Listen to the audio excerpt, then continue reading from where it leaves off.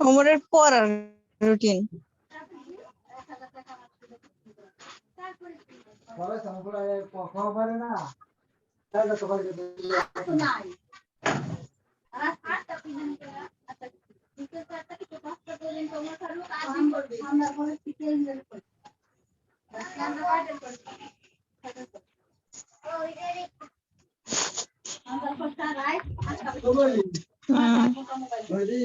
কি কলম ছিল, 2-3টে কলম নিয়ে এসো। কলম এই কলম দেখায় পয়েন্ট টাকলা দোকান, এই যে এটা রব্বানির দোকানে পাওয়া ম্যাটাডো পিন পয়েন্ট।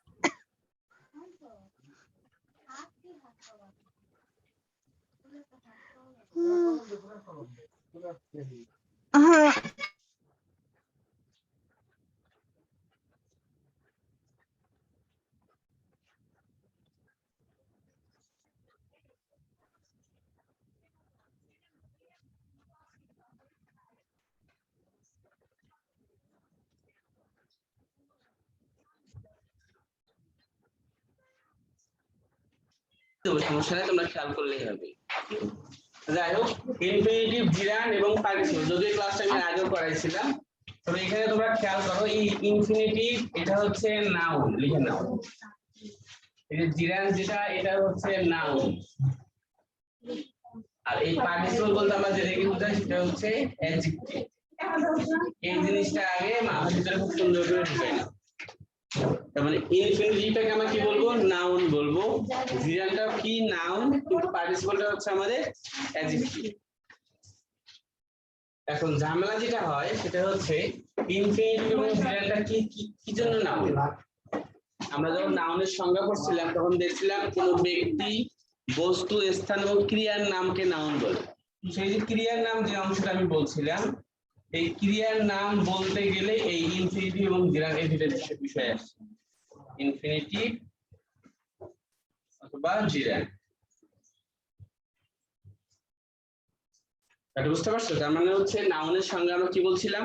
কোন ব্যক্তি, বস্তু, স্থান এবং ক্রিয়ার নামকে নাউন বলে।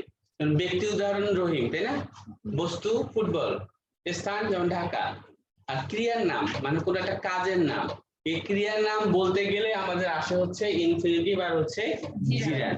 তো যেহেতু এগুলো দ্বারা একটা কাজের নাম বোঝায় বা ক্রিয়ার নাম বোঝায়, যে কারণে এগুলো হচ্ছে নাউন হিসেবে ব্যবহৃত হয়।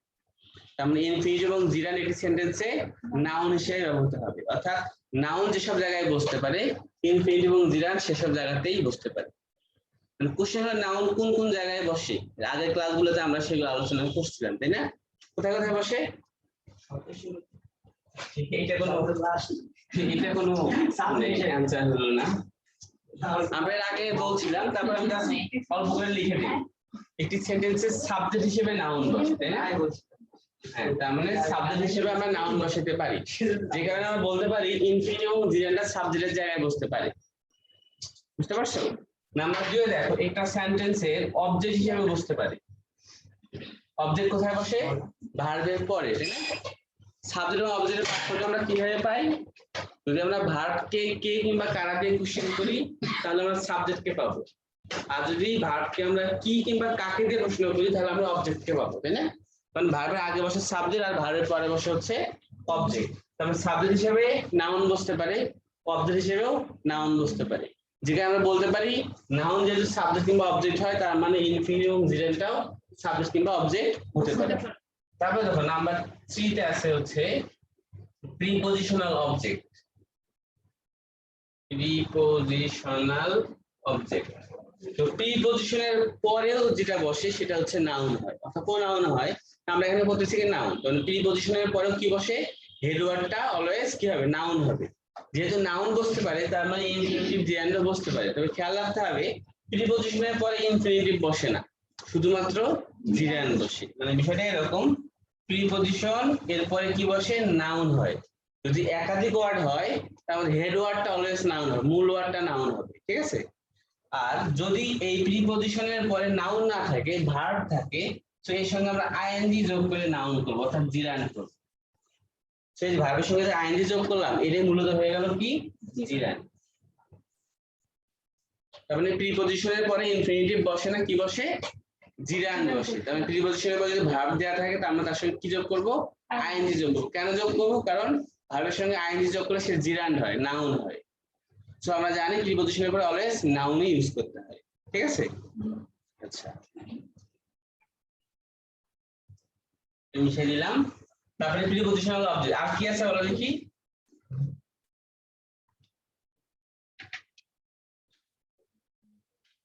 অ্যাপোজিটিভ হিসেবে বসে। অ্যাপোজিটিভ কি, অ্যাপোজিটিভ এটা কি, যেটা আমরা আলোচনা করছি নাউনের ফাংশনে। হ্যাঁ, তার মানে অ্যাপোজিটিভ হচ্ছে কোনো একটা আননোন জিনিসকে স্পষ্ট করার জন্য কমা দিয়ে যে অংশটা আমরা লিখি, সেটা হচ্ছে, কথা বলেন না, এগুলো রিপিট হবে না, সেগুলো হচ্ছে অ্যাপোজিটিভ। যেমন ধর আমি যদি বললাম এখানে মিস্টার রহিম, এই যে কথা বললে আমার এখানে লাভ কি, মিস্টার রহিম। এখন তোমার কোশ্চেন হচ্ছে মিস্টার রহিমটা কে, অনেকে মিস্টার রহিম নামে আছে না। আচ্ছা, মিস্টার রহিম যদি স্পষ্ট করতে চাও বলতে পারো হচ্ছে মাই বেস্ট ফ্রেন্ড, বলতে পারো না, মাই বেস্ট ফ্রেন্ড। অথবা এখানে তুমি বলতে পারো প্রিন্সিপাল অফ আওয়ার কলেজ, তাই না, মাই রুমমেট, এরকম বলতে পারো। এই যে কমা থেকে কমাযুক্ত অংশটা, এটা হচ্ছে অ্যাপোজিটিভ। মূলত হচ্ছে একটা নাউনকে তার পরিচয় তুলে ধরার জন্য বা তাকে সুস্পষ্টভাবে তুলে ধরার জন্য কমা থেকে কমা পর্যন্ত যে অংশটা বসে, এটাই হচ্ছে অ্যাপোজিটিভ। তো অ্যাপোজিটিভের জায়গায় হচ্ছে নরমালি নাউন বসে। তো আমরা এখানেও জিরান ইউজ করতে পারবো। এটা বুঝতে পারছো? আমরা যখন উদাহরণে যাব তখন এগুলো দেখবো, তখন আমরা অ্যাপোজিটিভ হিসেবেও ব্যবহার করতে পারি। আরেকটা বিষয় আমরা দেখছিলাম নাউনের ব্যবহারের ক্ষেত্রে, সেটা হচ্ছে কমপ্লিমেন্ট হিসেবে। তার মানে কমপ্লিমেন্ট, এই যে পাঁচটা আমরা লিখলাম, এই পাঁচটা জিনিস কিসের জন্য, নাউনের জন্য। নাউন কোথায় কোথায় বসে তার জন্য। তার মানে তুমি যদি নাউন করতে যাও তখন দেখবে নাউন সাবজেক্ট হিসেবে বসে, অবজেক্ট হিসেবে বসে, প্রিপজিশনাল অবজেক্ট হিসেবে বসে, অ্যাপোজিটিভ হিসেবে বসে, কমপ্লিমেন্ট হিসেবে বসে, তাই না। সো ইনফিনিটিভ বা জিরান্ড এগুলোর মাঝেই বুঝবি, কারণ এগুলো হচ্ছে নাউন। তো কিছু জায়গায় ইনফিনিটিভ বসে না, কিছু জায়গায় জিরান্ড বসে না। তো আমরা সবগুলো জিনিস আলোচনা করবো না, যে অংশগুলো আমাদের দরকার আমরা সেই অংশটুকুই দেখবো। আচ্ছা, তার মধ্যে দেখো প্রথম যে অংশটা সাবজেক্ট এবং অবজেক্ট, এই দুটো সবচেয়ে বেশি ইম্পর্টেন্ট। এগুলো কিন্তু আর কোনোভাবেই রিপিট করা সম্ভব না, পরীক্ষা যদি সামনে হয় আর কি। ড্যাশ ইজ গুড, কারণ গ্যাপের জায়গায় তোমাকে ওয়াক থেকে ওয়াকে কোনো একটা ফর্ম বসাইতে হবে।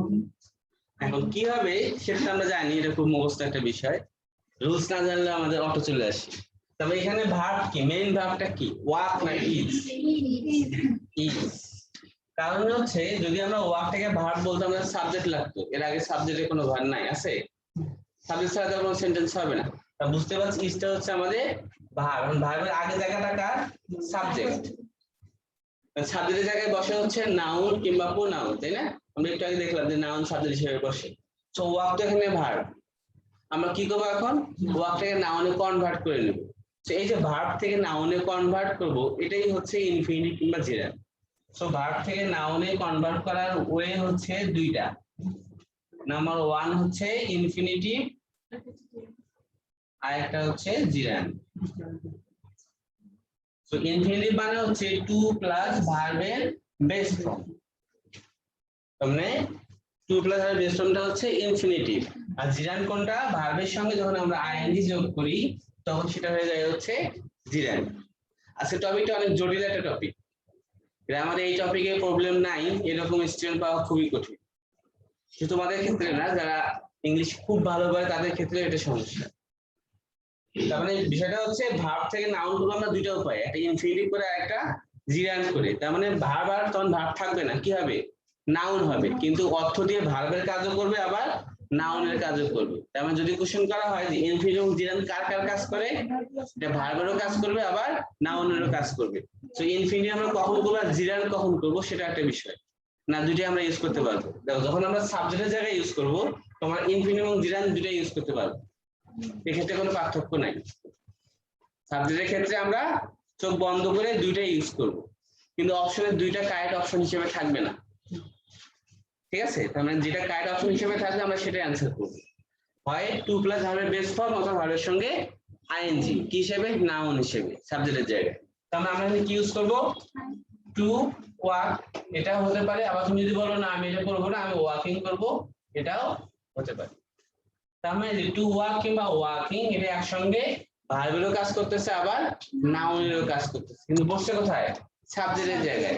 যে কারণে আমরা ওয়াকটাকে চেঞ্জ করে নাউন করতে বাধ্য হয়েছি, কারণ সাবজেক্টের জায়গায় নাউনই বসে, ঠিক আছে? এটা তার মানে অল্প কথায় বলতে গেলে সেন্টেন্সের সাবজেক্টের জায়গায় যদি আমাদের নাউনের প্রয়োজন হয় কিন্তু ভার্ব দেয়া থাকে, তখন আমরা ইনফিনিটিভ করে কিংবা জিরান্ড করে নাউনে কনভার্ট করে নেব, তখন এটা একসঙ্গে ভার্বেরও কাজ করবে আবার নাউনেরও কাজ করবে। ওকে এটা? আচ্ছা, এখন আমরা দেখি অবজেক্টের জায়গায়। যদি কেউ না বুঝে আমাকে জিজ্ঞেস করো, কাজে দিবি, নিজেরা কথা বলো না। এখন দেখো আই ওয়ান্ট, তারপরে এখানে দিলাম ধরো গো। এখন আমরা এখানে কি অ্যান্সার করব? দেখো আমরা আগে বলছিলাম যে সাবজেক্ট এবং অবজেক্ট কিভাবে চিনবো। যদি আমরা ভার্বকে কি কিংবা কারা দিয়ে কোশ্চেন করি তাহলে সাবজেক্ট পাবো, আর কি কিংবা কাকে দিয়ে কোশ্চেন করলে অবজেক্ট পাবো, তাই না? এটা আমাদের কমন একটা বিষয়, আমরা এত মানে মাইনর জিনিসে নাই। এখন দেখো ওয়ানটা কি আমাদের এখানে ভার্ব, তারপরে আগের অংশটা কি সাবজেক্ট। আমাদের এখন দেখতে হবে পরের অংশ, গ্যাপের অংশটা, তাই না? ভার্বের পরে কি বসে? আমরা এর আগে তিনটে স্ট্রাকচার দেখছিলাম, তাহলে মনে আছে কিনা জানি না। তো subject plus verb plus object এরকম একটা ছিল, subject plus linking verb plus complement এটা একটা ছিল, আর একটা ছিল subject plus verb plus adverb, এটা একটা ছিল, মনে আছে তোমাদের? যতগুলো সেন্টেন্স আছে সবগুলো তিনটার মধ্যে পড়ে যায়। ইংলিশ স্ট্রাকচারে মোটামুটি হবে এই তিনটা স্ট্রাকচারই আছে। তো আমরা দেখো ভার্বের পরে কি ইউজ করি, ভার্বের পরে অবজেক্ট ইউজ করছি, ভার্বের পরে অ্যাডভার্ব ইউজ করছি, এটা তো আলাদা। লিঙ্কিং ভার্ব, ভার্বটা আলাদা। আমরা যখন ভার্ব দেখবো ভার্বের পরে কি অবজেক্ট হতে পারে, অ্যাডভার্ব হতে পারে। তাহলে তুমি দুটোকে একসাথে এভাবে লিখতে পারো, এটা লিখলাই না subject plus verb plus object, এখানে লিখলে হচ্ছে অ্যাডভার্ব। তাহলে ভার্বের পরে অবজেক্ট হতে পারে, অ্যাডভার্ব হতে পারে। তো অবজেক্ট এবং অ্যাডভার্বের পার্থক্য আমরা বুঝি। অবজেক্ট মানে হচ্ছে নাউন কিংবা প্রোনাউন, অর্থাৎ কোনো কিছু নাম যখন বোঝাবে তখন সেটা নাউন, আর নামের পরিবর্তে যদি কোনো কিছু ব্যবহার করা হয় তাহলে সেটা প্রোনাউন, তাই তো? এবং ভার্বকে আমরা কি কিংবা কাকে দিয়ে কোশ্চেন করলে সেই অবজেক্টটা পাচ্ছি। তার মানে এই যে অবজেক্টটা এটা অলওয়েজ হবে হচ্ছে নাউন অথবা প্রোনাউন। অ্যাডভার্ব তো নাউন কিংবা প্রোনাউন না, মানে নাম তো আর না।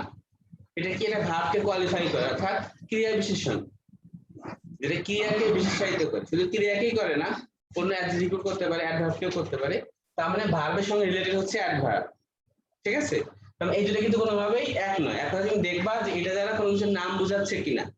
যদি নাম বুঝে তাহলে বুঝবে হচ্ছে অবজেক্ট, আর যদি নাম না বুঝায় তাহলে সেটা নরমালি কি হতে পারে, অ্যাডভার্ব হতে পারে। এবং এটা কাকে কোয়ালিফাই করবে, ভার্বকে কোয়ালিফাই করবে, ভার্বের বিশেষণ। আচ্ছা যাই হোক, আমরা ওদিকে যাচ্ছি না। এখান থেকে আই ওয়ান্ট ড্যাশ, এখানে খেয়াল করে দেখো এটা যেহেতু ভার্ব, ভার্বের পরে কি বসায়, অবজেক্ট অথবা অ্যাডভার্ব, কিন্তু এখানে গ্যাপে কি দেয়া আছে, ভার্ব দেয়া আছে।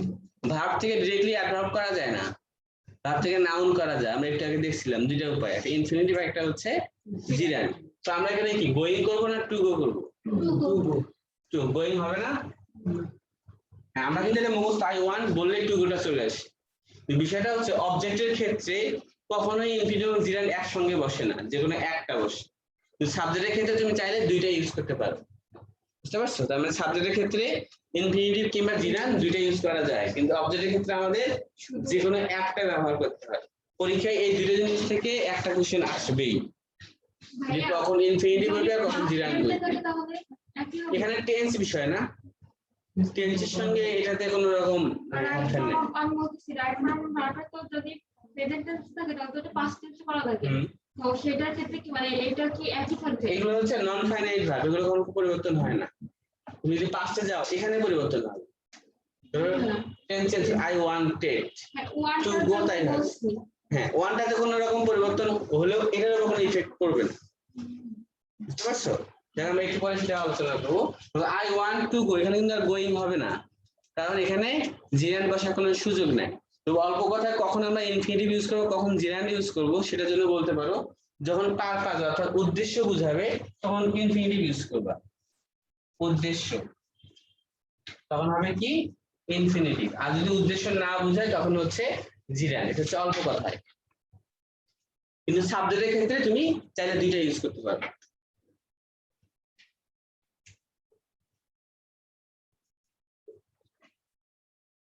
আই ওয়ান্ট, আমি চাই, উদ্দেশ্য আছে, কি করতে চাই, এটা উদ্দেশ্য আছে। তার মানে এখানে আমরা উদ্দেশ্য খুঁজে পাওয়ার কারণে ইনফিনিটিভ ইউজ করব। তারপরে দেখো হচ্ছে একটা উদাহরণ, কি এখানে দিলাম হচ্ছে রাইট, কি হবে এখানে দেখো কিপ ড্যাশ, তার মানে এখানে শুরু হচ্ছে কি দিয়ে, ভার্বের বেস ফর্ম দিয়ে। ভার্বের বেস ফর্ম দিয়ে যদি কোনো সেন্টেন্স শুরু হয় আমরা সেটা কোন সেন্টেন্স বলি? Imperative sentence. কারণ ইম্পারেটিভ সেন্টেন্সের ক্ষেত্রে ভার্বের বেস ফর্ম দিয়ে শুরু হয়, এগুলোতে আদেশ, উপদেশ, অনুরোধ ইত্যাদি বোঝায়, তাই না?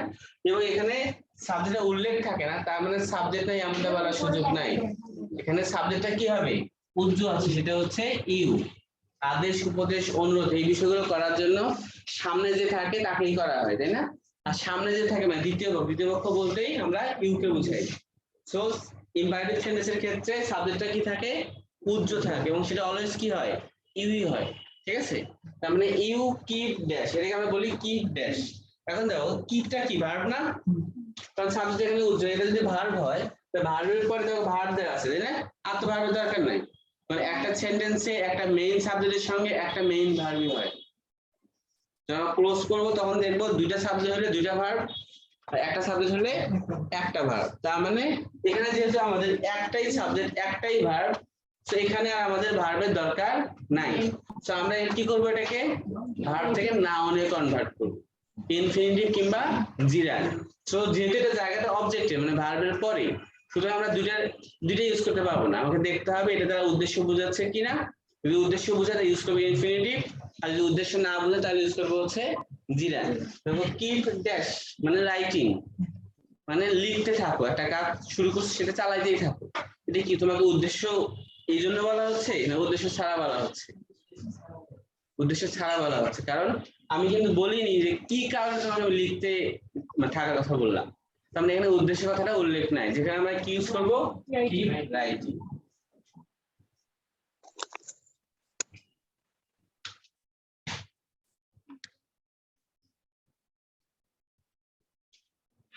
আরেকটা দেখাই,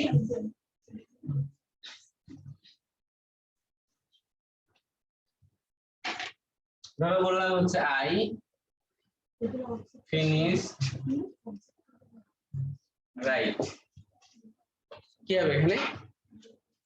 রাইটে দেখো তুমি দিতে পারতা আই ফিনিশড, আমি শেষ করেছি। কি শেষ করেছি? লেখা শেষ করেছি অথবা খেলা শেষ করেছি। সেখানে খেলা বলতে খেলার নামটাকে বোঝানো হচ্ছে, তাই না? ক্রিয়ার নামটাকে বোঝানো হচ্ছে। সো আমরা বুঝতে পারছি ভার্ব, এরপর আমাদের অবজেক্ট লাগবে। সো অবজেক্টটাকে আমরা কি করবো? ভার্ব থেকে নাউনে কনভার্ট করবো। ইনফিনিটিভ ইউজ করবো না জিরান ইউজ করবো? ডিপেন্ড করবে ফিনিশের উপর। আমি দেখো ফিনিশ ভার্ব দ্বারা কোনো উদ্দেশ্য বোঝাচ্ছে? তুমি নির্দিষ্ট কোনো কাজের জন্য কাজটা শেষ করতেছো, এই ধরনের কোনো কিছু উল্লেখ নাই, আমি যে কোনো কারণে শেষ করতে পারি। তো এখানে আমরা এখানে জিরান ইউজ করবো। কি হবে? রাইটিং অথবা প্লেইং। I finished writing অথবা প্লেইং। তো আমরা এখানে যে কটা ভার্ব দেখলাম তার মধ্যে একটা ছিল হচ্ছে কিপ, তাই না? একটু আগেরটা কিপের পরে দেখলাম হচ্ছে ফিনিশ। তো এই দুটো ভার্বের পরে অলওয়েজ কি হয়? জিরান হয়। আর ওয়ান্টের পরে কি হয়? ইনফিনিটিভ হয়, যেমন আই ওয়ান্ট টু গো। তো এরকম একটা চার্ট আছে তোমাদের বইয়ে, যে কোন ভার্বগুলোর পরে ইনফিনিটিভ হবে আর কোন ভার্বগুলোর পরে জিরান হবে। তোমরা এটা ভালো করে দেখে নিবা। তো যাদের পড়তে ডিস্টার্ব হবে, মানে হচ্ছে পড়তে ভালো লাগবে না, মনে থাকবে না, তাদের ক্ষেত্রে একটা বিষয় মনে রাখার জন্য বলতে পারি, সেটা হচ্ছে ভার্ব অফ সেন্স বলে একটা কথা আছে। ভার্ব অফ চেঞ্জ মানে যে ভার্ব গুলো হচ্ছে সেন্স দ্বারা উপলব্ধি করতে হয়, দেখা যায় না, ছোঁয়া যায় না, এই যে ভার্ব গুলো আছে, এই ভার্ব গুলোর পরে সাধারণত ভার্বের সঙ্গে আইএনজি হয়। এটা বুঝতে পারছো? মানে ভার্ব অফ চেঞ্জের পরে কি হয়? ভার্বের সঙ্গে আইএনজি হয়। যেমন ধরো আরো তুমি এখানে মিল পাবা, দেখো লাভ, তারপরে তোমার হচ্ছে রিয়েলাইজ, তারপরে তোমার যে ফিনিশ লিখলাম, কিপ লিখলাম, তারপরে কি আছে বলো দেখি। তোমাদের বইয়ে কত নম্বর পেজে বই আছে না? আচ্ছা যাই হোক, তোমাদের বইয়ে দেখবে ইনফিনিটি এবং জিরো নামে একটা চ্যাপ্টারই আছে, বুঝতে পারছো? ওখানে তোমরা খেয়াল করলেই এই ওয়ার্ড গুলো পেয়ে যাবে। যে ভার্বগুলো, এই ভার্বগুলোর পরে অলওয়েজ কি ভার্বের সঙ্গে আইএনজি হয়। তোমরা যেটা করবা, যে ভার্বগুলোর পরে আইএনজি হয় এটাই মনে রাখবা। এটা মনে রাখলে বুঝতে হবে এগুলো বাদ দিয়ে যেগুলা, সেগুলো পরে কি হবে? ইনফিনিটিভ হবে। তো অবশ্যই এই অংশগুলো তোমাদের দেখতে হবে, কারণ এখান থেকে কোশ্চেন একটা আসবে। আর সবচেয়ে বেটার হয় তোমাদের বইয়ের পিছনে যে কোশ্চেন গুলো প্র্যাকটিস হিসেবে আছে, তোমাদের সেগুলোই সলভ করতে হলে কোশ্চেন কমন পাবা যদি এই চ্যাপ্টার থেকে কোশ্চেন আসে, বুঝতে পারছো? হ্যাঁ, এই বইয়ে না, এই বইয়ের কথা, এই বইয়ে কম দেয়া আছে, অন্য যে ইংলিশ বই আছে সেখান থেকে করলে বেটার, যে বই থাকুক না কেন। মানে এখান থেকে যে কোশ্চেনটা আসবে সেটা কমন করবে, এটা আবারও বললাম, তারপর ওয়ার্ড বাই ওয়ার্ডই কমন করবে, ঠিক আছে? আচ্ছা, আমরা এই ইনফিনিটিভ ডিজাইনের চারটা তোমাদেরকে দেখতে হবে। কারণ আমরা দেখি যে পার্টিসিপলটা জিনিসটা কি, পার্টিসিপলকে আমরা কি বলছিলাম? অ্যাডজেক্টিভ বলছিলাম। সো এই ইনফিনিটিভ, জিরান কিংবা পার্টিসিপল, এই তিনটা জিনিসকে আমরা বলি হচ্ছে নন ফাইনাইট ভার্ব। তোমরা এগুলো পড়ছিলা যে ভার্বকে কিভাবে আমরা ভাগ করছিলাম? জি ভাইয়া। হালকা করে একটু বলে দিই।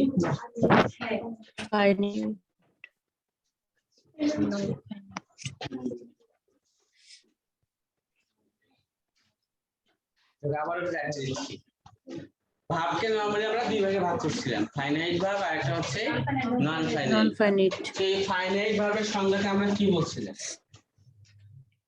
ফাইনাইট ভার্বের সংজ্ঞা আমরা বলছিলাম যে সমস্ত ভার্ব পার্সনের উপর ভিত্তি করে পরিবর্তিত হয়, কারণ পার্সনের কারণে যে সমস্ত ভার্ব পরিবর্তিত হবে সেগুলো কি? Finite verb. অথবা টেন্সের পরিবর্তনের কারণে, এক টেন্স থেকে অন্য টেন্সে যাওয়ার কারণে যে সমস্ত ভার্বগুলো চেঞ্জ হয় সেগুলো হচ্ছে ফাইনাইট ভার্ব। বুঝতে পারছো? বুঝুনি? মনে করো প্লে শব্দের অর্থ কি? খেলা।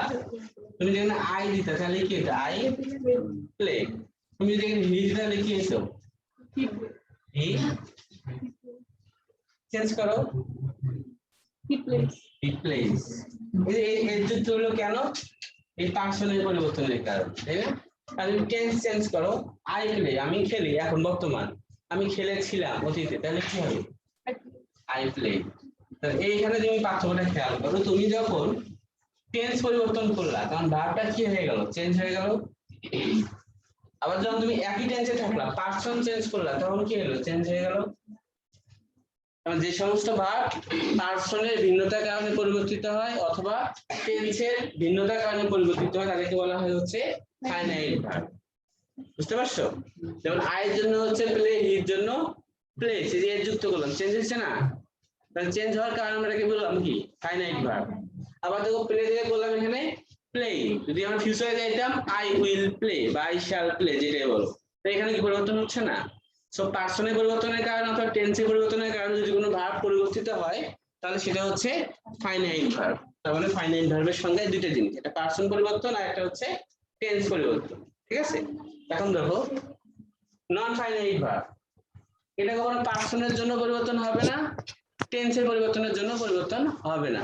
একটু আগে যে উদাহরণ আমরা দিয়েছিলাম, দেখো আই, ধরো 1 2 নো, আমি জানতে চাই, তুমি এখানে পার্সন চেঞ্জ করো, আই এর জায়গায় হি নিয়ে এসো, কি হবে? হি। 1 থেকে কি হবে? এবার ওয়ান্টস এর যুক্ত হবে, ওয়ান। এখানে 2 নো, এখানে কোনো পরিবর্তন হয়েছে? এখন তুমি টেন্স চেঞ্জ করো, আই ওয়ান্ট ছিল প্রেজেন্ট টেন্স, কিন্তু পাস্টে চলে যাও, তাহলে কি হবে? I wanted to know. তার মানে দেখো টেন্স যখন পরিবর্তন করলা তখনও পরিবর্তন হচ্ছে, আবার যখন পার্সন চেঞ্জ করলা তখনও কি হচ্ছে? পরিবর্তন হচ্ছে কোনটা ওয়ান্টেড, তো ওয়ানটা হচ্ছে আমাদের ফাইনাইট ভার্ব। কিন্তু দেখো টু নো এখানে তো পরিবর্তন হয়েছে, তো এই অংশটা হচ্ছে আমাদের নন ফাইনাইট। না আচ্ছা উপরে লিখছি, তাহলে একটু বুঝতে পারছো যা বললাম। তার মানে যে সমস্ত ভার্ব চেঞ্জ হবে, কেন চেঞ্জ হবে? পার্সনের ভিন্নতার কারণে অথবা টেন্সের ভিন্নতার কারণে, সেগুলো হচ্ছে ফাইনাইট ভার্ব। আর যেগুলো চেঞ্জ হবে না, পার্সনের কারণে পরিবর্তন হবে না, টেন্সের কারণে পরিবর্তন হবে না, সেগুলো হচ্ছে নন ফাইনাইট ভার্ব। তারপর আরেকটা উদাহরণ তোমাদের দিচ্ছি, যে উদাহরণটা আমরা একটু আগে লিখছিলাম। ধরো আই ফিনিশ রাইটিং, এটা লিখছিলাম না? এখানে আই যদি আমি হি দিতাম তাহলে পার্থক্য কিন্তু বুঝতে পারতাম না, কারণ পার্সন পরিবর্তনটা বোঝার জন্য কখন লাগে? পাস্ট ইনডিফিনিট টেন্সে নেগেটিভ করলে বোঝা যায়, কারণ ডিড আসে। আর প্রেজেন্ট ইনডিফিনিট টেন্সে এস কিংবা ইয়েস এর জন্য বুঝতে পারি, অন্য ক্ষেত্রে সব সেম। সেই জন্য আমরা এই টেন্সটাকে জাস্ট আগে প্রেজেন্টে দেখে নিই। আই ফিনিশ রাইটিং, তো হি দিলে কি হবে? হি ফিনিশ এর সঙ্গে এস কিংবা ইয়েস যুক্ত হবে, তাই তো? হি finishes writing.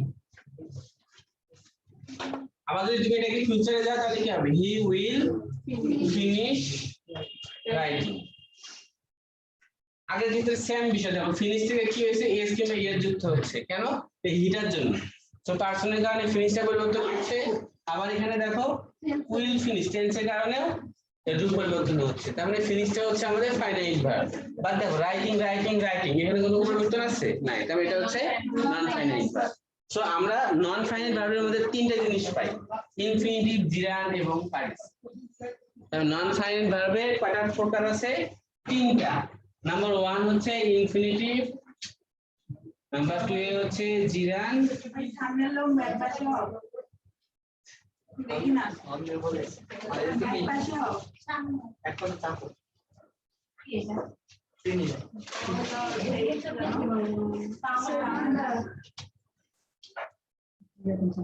Non finite verb কয় প্রকার? তিন প্রকার, ইনফিনিটিভ, জিরান্ড আর হচ্ছে পার্টিসিপল। এগুলো কখনোই পার্সনের জন্য কিংবা টেন্সের জন্য পরিবর্তিত হবে না, ফাইনাইট ভার্ব পরিবর্তিত হবে। এই ফাইনাইট ভার্বকে দুই ভাগে ভাগ করা যায়, ট্রানজিটিভ ভার্ব আর এটা হচ্ছে ইনট্রানজিটিভ ভার্ব, মানে সকর্ম ক্রিয়া আর এটা হচ্ছে অকর্ম ক্রিয়া। যেগুলো তোমরা পড়ছো আশা করি, সেগুলো আলোচনা না করি। মানে যে সমস্ত ভার্বের জন্য অবজেক্ট লাগে সেগুলো ট্রানজিটিভ ভার্ব, আর যেগুলোর জন্য অবজেক্ট লাগে না সেগুলো হচ্ছে ইনট্রানজিটিভ ভার্ব। যেমন হি প্লেজ ফুটবল, প্লেসের পরে ফুটবল আছে না, তার মানে অবজেক্ট আছে, তার মানে ট্রানজিটিভ ভার্ব। ঠিক আছে? তার মানে ইনফিনিটিভ, জিরান্ড সম্পর্কে তোমার ধারণা হয়েছে? এজন্য কি হিসেবে বলতে হবে? সেন্টেন্সে নাউন হিসেবে। নাউন যেখানে বসে সেখানেই বসতে পারে, সাবজেক্টের জায়গায়, অবজেক্টের জায়গায়, প্রিপজিশনের পরে অবজেক্ট হিসেবে, তারপরে হচ্ছে অ্যাপোজিটিভ হিসেবে, আর একটা কমপ্লিমেন্ট হিসেবে। তো প্রিপজিশনের পরে ইনফিনিটিভ বসে না, কি বসে? প্রিপজিশনের পরে জিরান্ড বসে। এই তিনটা রুলস ভালো করে মুখস্থ রাখতে হবে, সাবজেক্ট, অবজেক্ট আর প্রিপজিশনাল অবজেক্ট, এই তিনটা। কারণ আমরা পার্টিসিপল নিয়ে দেখি, পার্টিসিপলকে আমরা এক কথায় অ্যাডজেক্টিভ বলবো। পরীক্ষায় আসে হচ্ছে identification of parts of speech, অর্থাৎ কোন পার্টস অফ স্পিচ সেটা বের করা। সো পার্টস অফ স্পিচ 8 প্রকার, তার ভিতরে কিন্তু পার্টিসিপল নাই, আছে? যদি বলা হয় কোন পার্টস অফ স্পিচ, তাহলে বলতে হবে কি? অ্যাডজেক্টিভ, মানে অ্যাডজেক্টিভ নামে আছে, অ্যাডজেক্টিভের ভিতরে পার্টিসিপল আছে। সো অপশনে যদি তুমি যখন পার্টিসিপল দেখো তুমি সেটা অ্যানসার করতে পারবে না, কারণ পার্টিসিপল কোনো প্রকার পার্টস অফ স্পিচ নয়। আবার অনেক সময় হয় কি, একটা ওয়ার্ড দিয়ে বলে এই ওয়ার্ডটা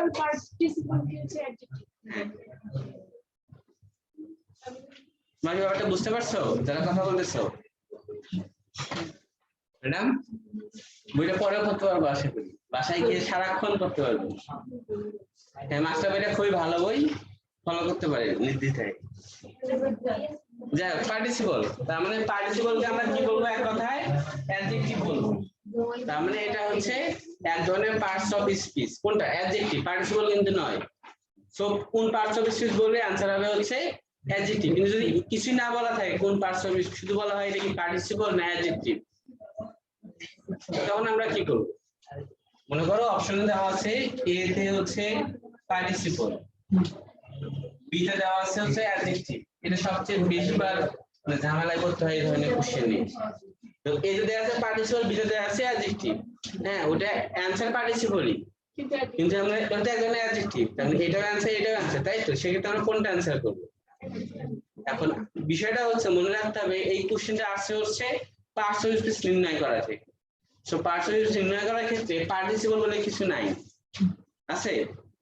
সেক্ষেত্রে দেখতে হবে বাকি অপশন গুলা কোন দিকে যাচ্ছে, তোমাকে পার্টস অফ স্পিচের দিকে নিয়ে যাচ্ছে না অন্য দিকে নিয়ে যাচ্ছে। ধরো এখানে দিলাম হচ্ছে জিরান, এখানে দিলাম হচ্ছে ধরো আরেকটা অ্যাডভার্ব, কি হবে অ্যানসার? এখন এখন দেখো 50% 50%, কারণ কি অ্যাডজেক্টিভ আর অ্যাডভার্ব হচ্ছে পার্টস অফ স্পিচ, আর এগুলো পার্টস অফ স্পিচ নয়। তো এখান থেকে বোঝা কঠিন যে আসলে কোন দিকে তুমি যাচ্ছ। সেক্ষেত্রে তোমার হচ্ছে অ্যাডজেক্টিভ অ্যানসার করাই বেটার।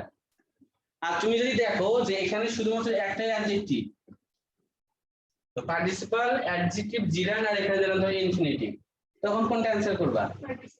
পার্টিসিপল, কারণ ম্যাক্সিমাম অপশন গুলো কিন্তু পার্টস অফ স্পিচ নয়, ঠিক আছে? তাহলে তখন আমরা পার্টিসিপল গুলোকেই প্রিফার করব, কারণ খুব বেশি ঝামেলা করে এই জায়গাগুলো থেকে এই বিষয়গুলো। যাই হোক আমরা এখন পার্টিসিপল দেখি। পার্টিসিপল গুলোকে কি বললাম? নরমালি সাধারণত অ্যাডজেক্টিভ হিসেবে ব্যবহৃত হয়, অ্যাডভার্ব হিসেবে ব্যবহার করা হয়, কিন্তু আমাদের পরীক্ষায় যেগুলো আসে বা আসবে সেগুলো নরমালি অ্যাডজেক্টিভ থেকেই আসে, সেই বাইরে যাওয়ার দরকার হবে না। তো এই পার্টিসিপলকে নরমালি তিন ভাগে ভাগ করা হয়। নাম্বার 1 এ হচ্ছে প্রেজেন্ট পার্টিসিপল, নাম্বার 2 তে হচ্ছে পাস্ট পার্টিসিপল, নাম্বার 3 তে হচ্ছে পারফেক্ট পার্টিসিপল। তাহলে পার্টিসিপল গুলো কয় ধরনের? তিন ধরনের, প্রেজেন্ট পার্টিসিপল, পাস্ট পার্টিসিপল আর একটা হচ্ছে পারফেক্ট পার্টিসিপল। তো প্রেজেন্ট পার্টিসিপল চেনার উপায় হচ্ছে এটা ভার্বের সঙ্গে আইএনজি যুক্ত থাকে। তাহলে ভার্বের সঙ্গে যদি আইএনজি যুক্ত থাকে আমরা সেটাকে নরমালি কি বলবো? প্রেজেন্ট পার্টিসিপল বলবো। তাহলে ভার্বের সঙ্গে আইএনজি আমরা জিরান্ডও দেখতে পাইছি, তাই না? তাহলে জিরান্ডের ক্ষেত্রে আমরা দেখছি যে এখানেও ভার্বের সঙ্গে আইএনজি হয়, তাহলে যদি এক হয়ে গেল না?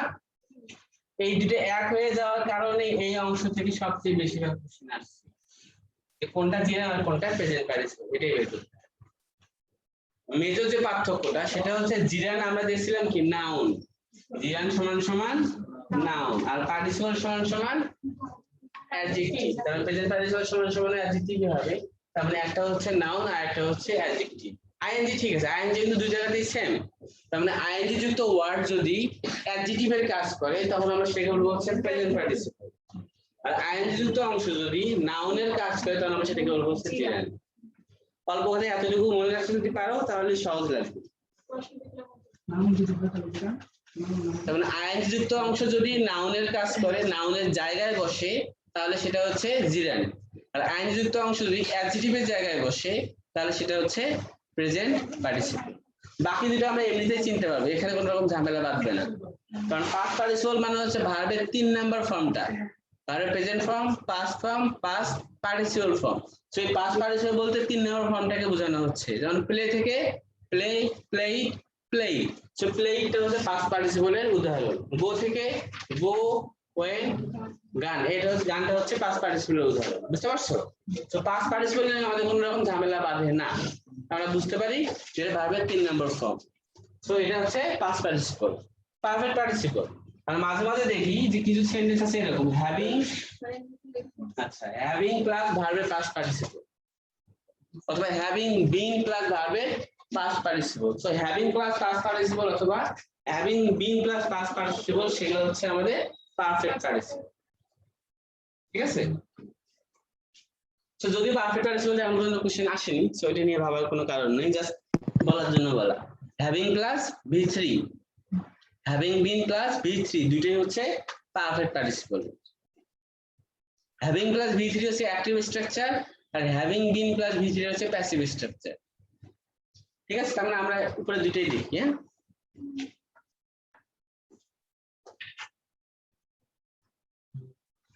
এখন দেখো একটা উদাহরণ দিই সবার আগে। এই শুরু হয়েছে আইএনজি যুক্ত অংশ শুরু। আমাকে জিজ্ঞেস করলে কি আমি বলি না I saw A burn child. এখন কোশ্চেনটা হচ্ছে এই বার্ন শব্দটা কোন parts of speech?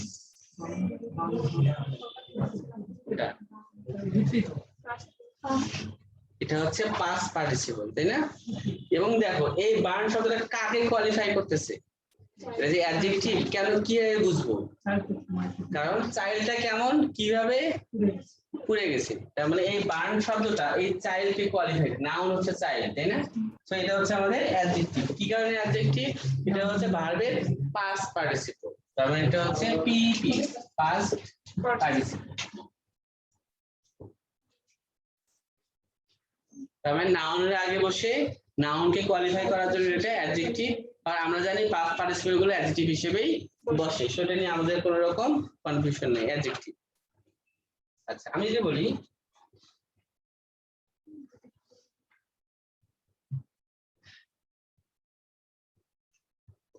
I saw a running boy,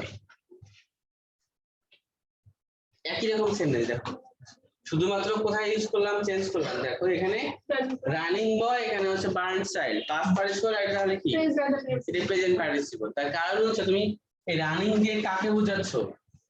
বয়ের অবস্থাটাকে বোঝাচ্ছ। বয় কি নাউন? আমরা জানি নাউন কিংবা প্রোনাউনের দোষ, গুণ, অবস্থা, সংখ্যা, পরিমাণ ইত্যাদি বোঝায় তাকে অ্যাডজেক্টিভ বলা হয়। যে কারণে বয়ের অবস্থা প্রকাশ করতেছে রানিং, তবে এটা কি হবে? অ্যাডজেক্টিভ হবে। তার মানে অ্যাডজেক্টিভ আমরা বুঝলাম। কি কারণে অ্যাডজেক্টিভ? প্রেজেন্ট পার্টিসিপল, এটা ভার্বের সঙ্গে আইএনজি বসছে হচ্ছে অ্যাডজেক্টিভের জায়গায় নাউনকে কোয়ালিফাই করার জন্য। তার মানে এটা হচ্ছে আমাদের প্রেজেন্ট পার্টিসিপল।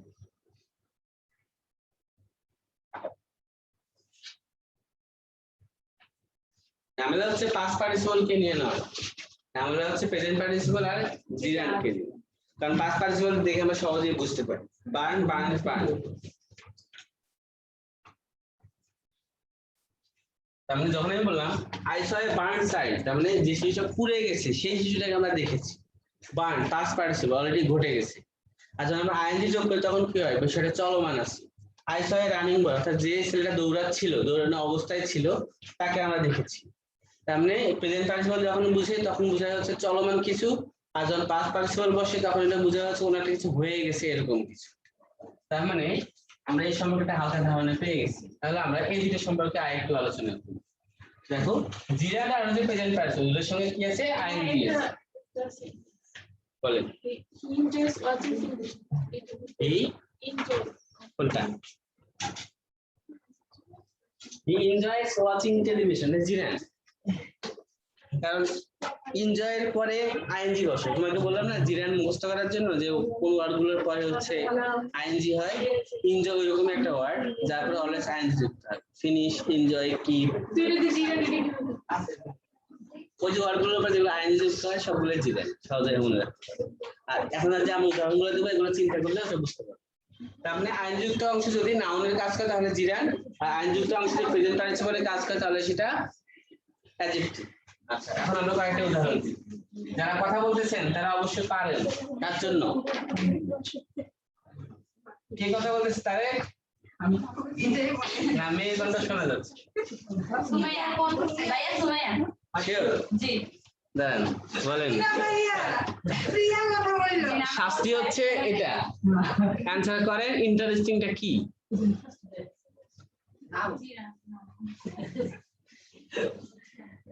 চোখ বন্ধ করে জিরান বললে তো হবে না, কারণটা বলতে হবে। আইনজি হলে জিরানটা হয়, আবার প্রেজেন্ট পার্টিসিপল। এটা কেন জিরান? জিরান মানে নাউন, আর আইনযুক্ত অংশ যদি অ্যাডজেক্টিভের কাজ করে তাহলে সেটা পার্টিসিপল, প্রেজেন্ট পার্টিসিপল। তো এটা কি হয়ে বসলো? বলেন বলেন।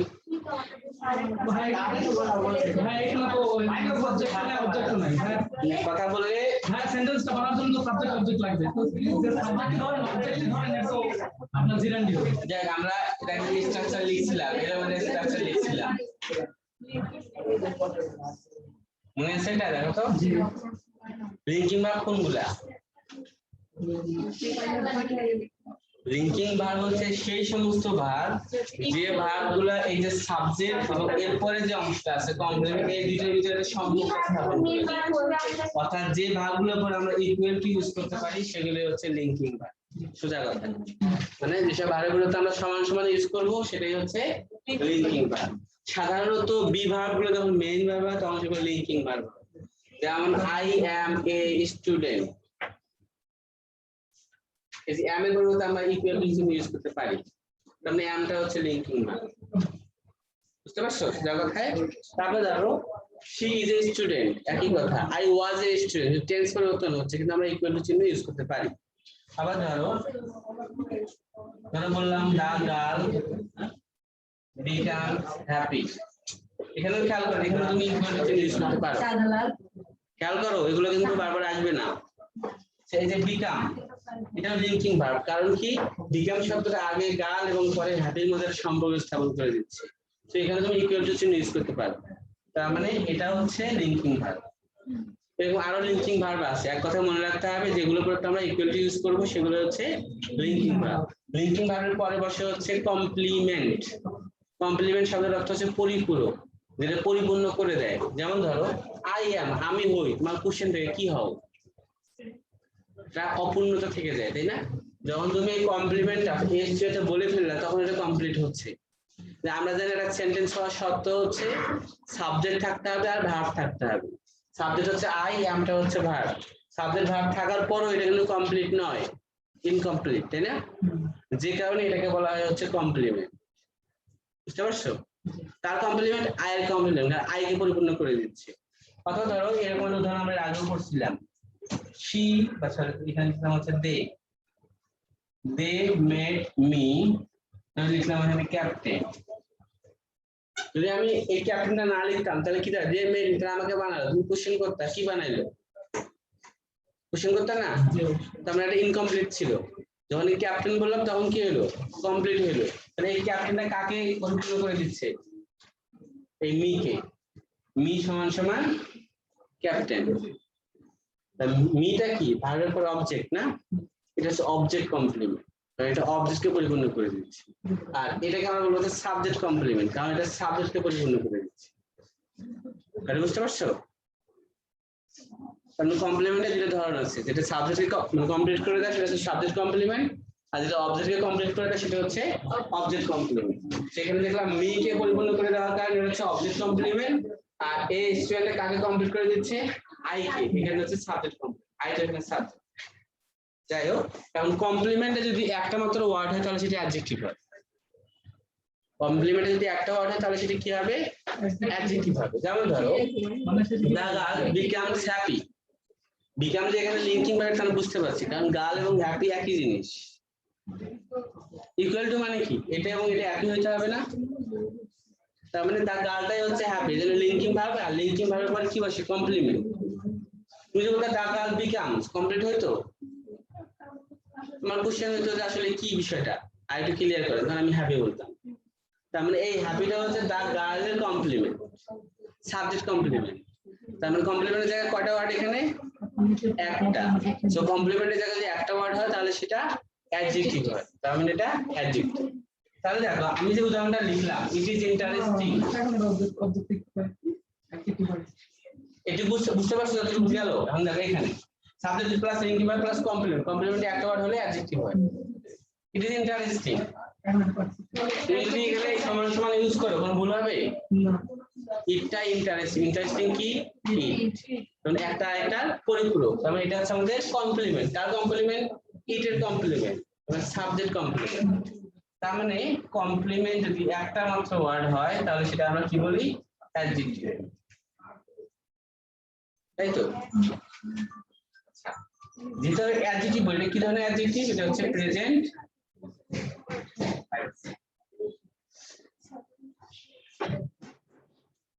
মনে থাকবে? সমান সমান ইউজ করতে পারলাম, এই কারণে এটা অ্যানসার করতে পারো। আরেকটা বিষয় এখানে তুমি অ্যাপ্লাই করতে পারো, অনেকে মনে হতে পারে ইটটা সাবজেক্ট, ইসটা হচ্ছে ইজ প্লাস ভার্বের সঙ্গে আইএনজি, তার মানে এটা প্রেজেন্ট কন্টিনিউয়াস টেন্স, তাই না? যারা এটা মনে করো তাদের কনফিউশন দূর করার জন্য বলতে পারি, এই যে সাবজেক্টটা, মানে টেন্সে যে সাবজেক্টগুলো আমরা ইউজ করি সেই সাবজেক্টের কাজ করার ক্ষমতা থাকে, অর্থাৎ অ্যাক্টিভ সাবজেক্ট হয়। আর আমরা প্যাসিভ কখন করি, যখন সেটা অবজেক্ট থাকে, অবজেক্টকে সামনে নিয়ে আসি, তাই না? তো সে অবজেক্টের কাজ করার ক্ষমতা থাকে, অবজেক্টের কাজ করার ক্ষমতা থাকে না। তুমি এখানে খেয়াল করে দেখো এটা কিন্তু এখানে কাজ করার ক্ষমতা নাই, সেটা তুমি অ্যাক্টিভ স্ট্রাকচার বলতে পারো না বা টেন্স স্ট্রাকচার বলতে পারো না, তাহলে তুমি টেন্স স্ট্রাকচার দিয়ে মিলাতে পারবে না। যদি এর কাজ করার ক্ষমতা থাকতো তাহলে তুমি বলতে পারতে এটা হচ্ছে অ্যাক্টিভ স্ট্রাকচার, তারপরে এটা মেইন ভার্ব। বুঝতে পারছো? তো এখানে আরেকটা বিষয় আছে, আমরা যেগুলোকে মেইন ভার্ব হিসেবে ইউজ করি, যেমন ধরো আই এম প্লেইং ফুটবল, এটাই যে বলতেছি, তার মানে সাবজেক্ট প্লাস আমি যাই প্লাস ভার্বের সঙ্গে আইএনজি। এই যে ভার্বের সঙ্গে আইএনজি যোগ করলাম না, এটাও কিন্তু প্রেজেন্ট পার্টিসিপল। এখানে মূল ভার্ব হিসেবে আমরা ইউজ করি না, প্রেজেন্ট পার্টিসিপল হিসেবে ইউজ করলাম। কারণ ভার্বের সঙ্গে যখন আইএনজি হয় তখন সেটা কি হয়, আইজিএন হয়, নাহলে প্রেজেন্ট পার্টিসিপল হয়। এটা কিন্তু নাউন হিসেবে বসেনি, যেখানে এটা প্রেজেন্ট পার্টিসিপল। বুঝতে পারছো? তো তুমি ওই টেন্সের স্ট্রাকচার বলো আর প্যাসিভ স্ট্রাকচার বলো, দুই হিসেবে আইএনজি যুক্ত হলে প্রেজেন্ট পার্টিসিপল হয়। যারা মাস্টার ভাই পড়তেছো তোমরা যদি ভালো করে পড়ো তাহলে এই বিষয়টা সম্পর্কে আরো ধারণা পাবা। ঠিক আছে?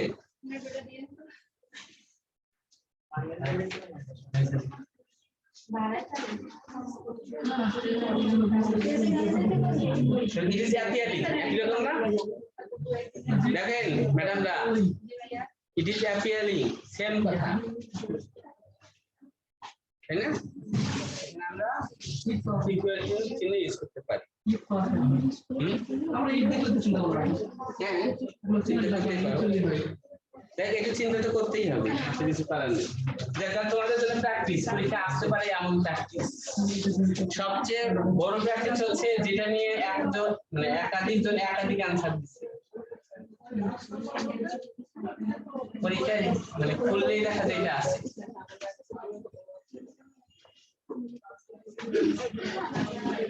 অনলাইনে সিলেবাসকে একটা কথা বলে না, মাথায় না। ইংলিশ ক্লাস হবে আমি জি নুরজাহান না আছে কিনা? না ভাইয়া, ঘুমায় না কেউ,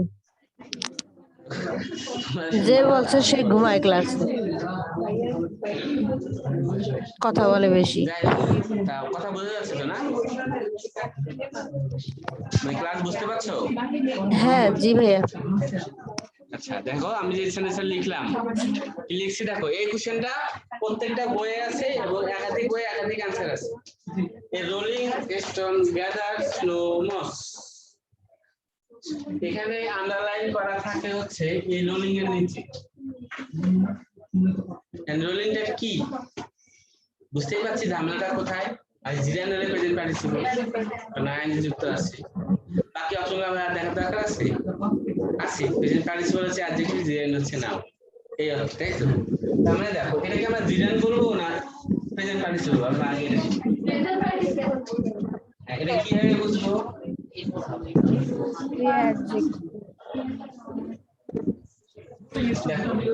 স্টোনকে তুমি কোশ্চেন করো যে কি অবস্থায় সে আছে, নাউনের অবস্থা কি, অ্যাডজেক্টিভ না, তার অবস্থাটা জিজ্ঞেস করো, স্টোন কি অবস্থায় আছে? রোলিং মানে ঘূর্ণায়মান। তাহলে রোলিং এ মানে রোলিং দ্বারা স্টোনের অবস্থা বোঝানোর কারণে এটা অ্যাডজেক্টিভ হবে না মাস্ট, আর যেহেতু অ্যাডজেক্টিভের জায়গায় আইএনজি যুক্ত অংশ, তাহলে প্রেজেন্ট পার্টিসিপল। তাহলে आंसर হচ্ছে প্রেজেন্ট পার্টিসিপল। যদি ফুল পার্টস অফ স্পিচ করে তাহলে হবে অ্যাডজেক্টিভ, কারণ পার্টস অফ স্পিচের ভিতরে পার্টিসিপল বলে কিছু নাই, আছে 8 প্রকারের মধ্যে, যেখানে আমরা অ্যাডজেক্টিভ আনছি। তাহলে রোলিং आंसर আমরা পেয়ে গেছি। আরেকটা দেই, অনেকেই পারবে এটা।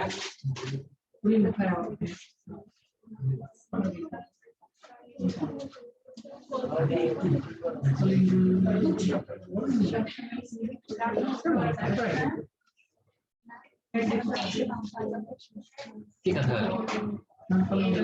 এমন ভাবে কথা বলে বোঝা যায় না কাকে ধরে। সবাই বলে এটা সত্যি না, অনেকেই বলেন। এখন পর্যন্ত ও বলেনি, ও বলেনি, ও বলেনি, আমি শুনিনি এখন পর্যন্ত। তুমি হয়তো ওইভাবে বললে না বলো, এমনিতে সুযোগ পাইলে বলছো না, আমার সঙ্গে অন্তত বলছো, তুমি তো আমার সঙ্গে কথা বলি। যুক্তির শেষ নাই।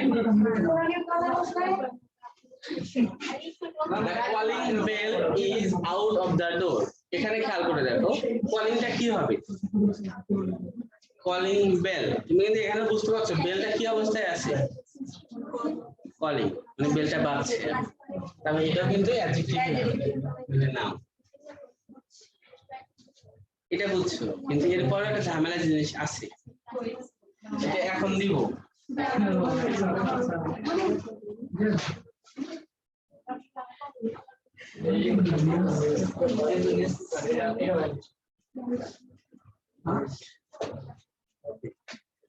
Reading newspaper is good habit. Questionটা আন্ডারলাইন করে এখানে। আপনি কথা বলতেছেন। তাহলে কি হবে এটা? জিরান। কেন জিরান হবে?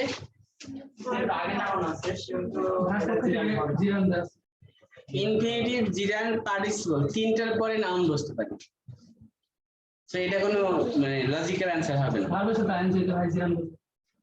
আইএনজি জিরান হতে পারে, আবার প্রেজেন্ট পার্টিসিপল হতে পারে। সো এটা পরে যেমন নাউন বসে, সো কলিং এর পরে নাউন বসছে প্রেজেন্ট পার্টিসিপলের পরে। সো এটার পরে নাউনের উপর ভিত্তি করে এটাকে চেনা যাবে না। এখন তোমাকে এখানে চিন্তা করতে হবে, দেখো এখানকার মধ্যে হেড ওয়ার্ড কোনটা, এখানকার মধ্যে হেড ওয়ার্ড কোনটা ছিল। খেয়াল করে দেখো এখানে মেইন ভার্ব কি ইজ, তাই না? আগেরটাতে ইজের সঙ্গে সম্পর্ক কাজ ছিল, কলিং এর না বেলের?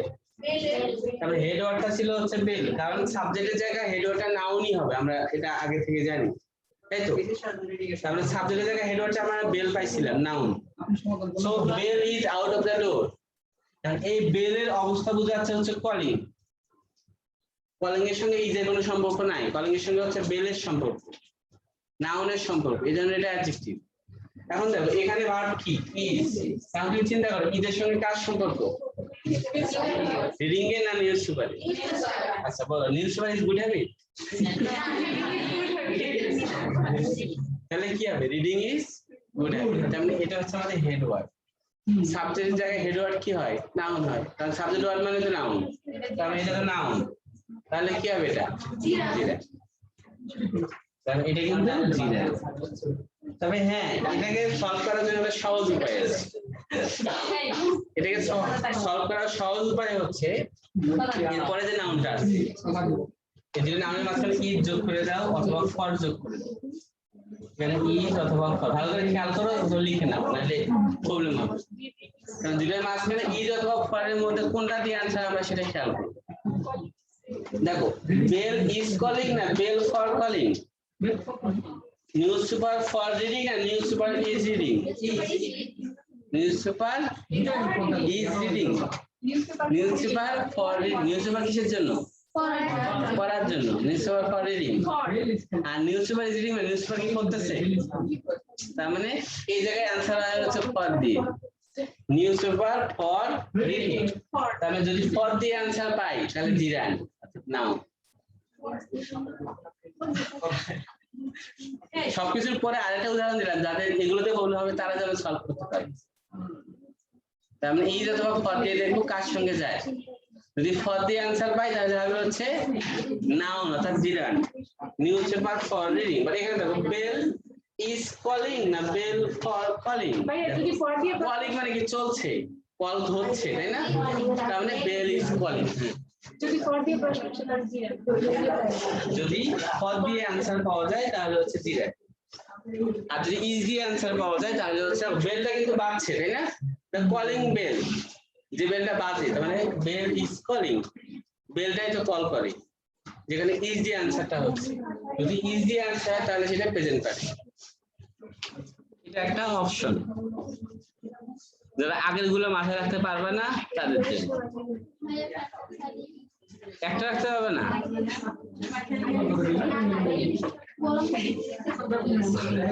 কিছু মনে হয় এখন চালানো আছে তো।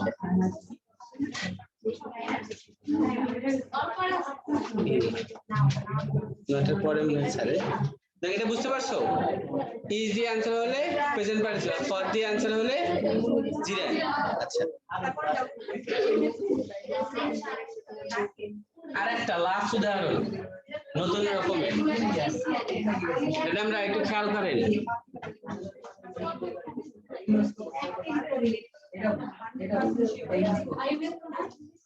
আমরা পড়তেছি হচ্ছে ইংলিশ, ওখানে আলোচনা হচ্ছে জেনারেল নলেজ, অন্যদিকে কারো কোনো গুরুত্ব নাই।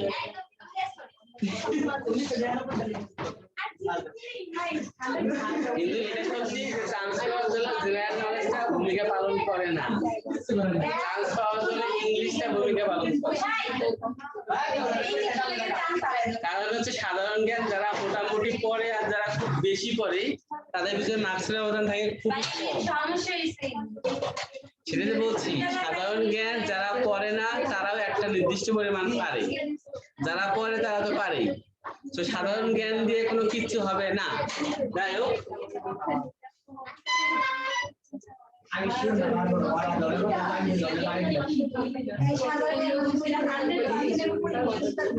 এই যে টপিক গুলো শেষ, সেটা খেয়াল করো তাহলে শেষ। I am in the reading room. এখানে রিডিংটা কি?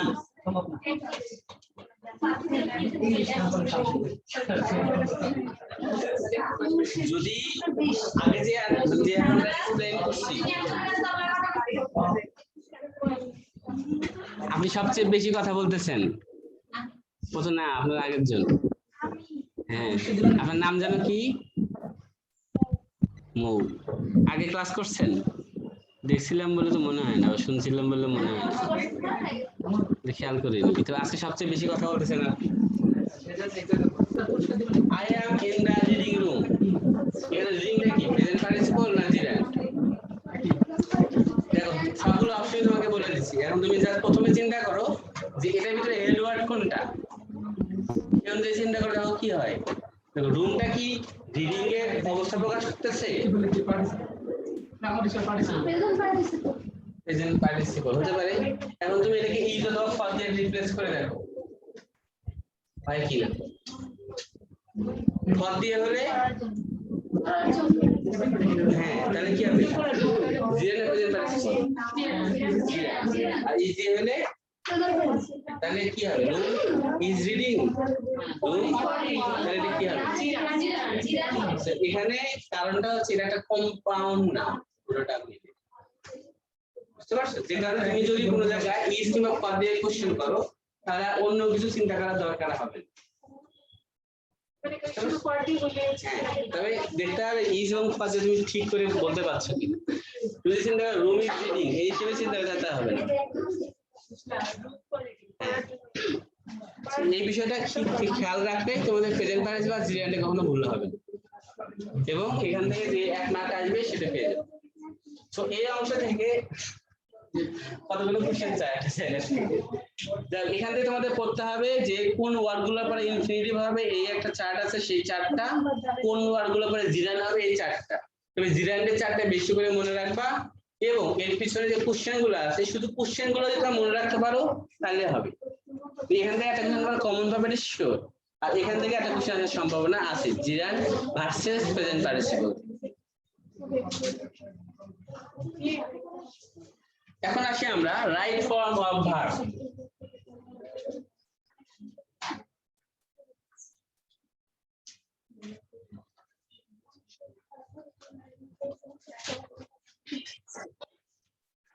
এখান থেকে মানে সবগুলো আমরা দেখবো না, যে অংশগুলো খুবই গুরুত্বপূর্ণ শুধু সেই অংশগুলো আমরা দেখবো। Right form of verb, so এটাকে ইংরেজি গ্রামারে আরেকটা টপিকটা আমি অনেকেই চিন্তা করে থাকি, সেটা হচ্ছে সাবজেক্ট ভার্ব অ্যাগ্রিমেন্ট। মোটামুটি এই টপিক থেকে সর্বোচ্চ কোশ্চেন আছে 3 থেকে 4টা।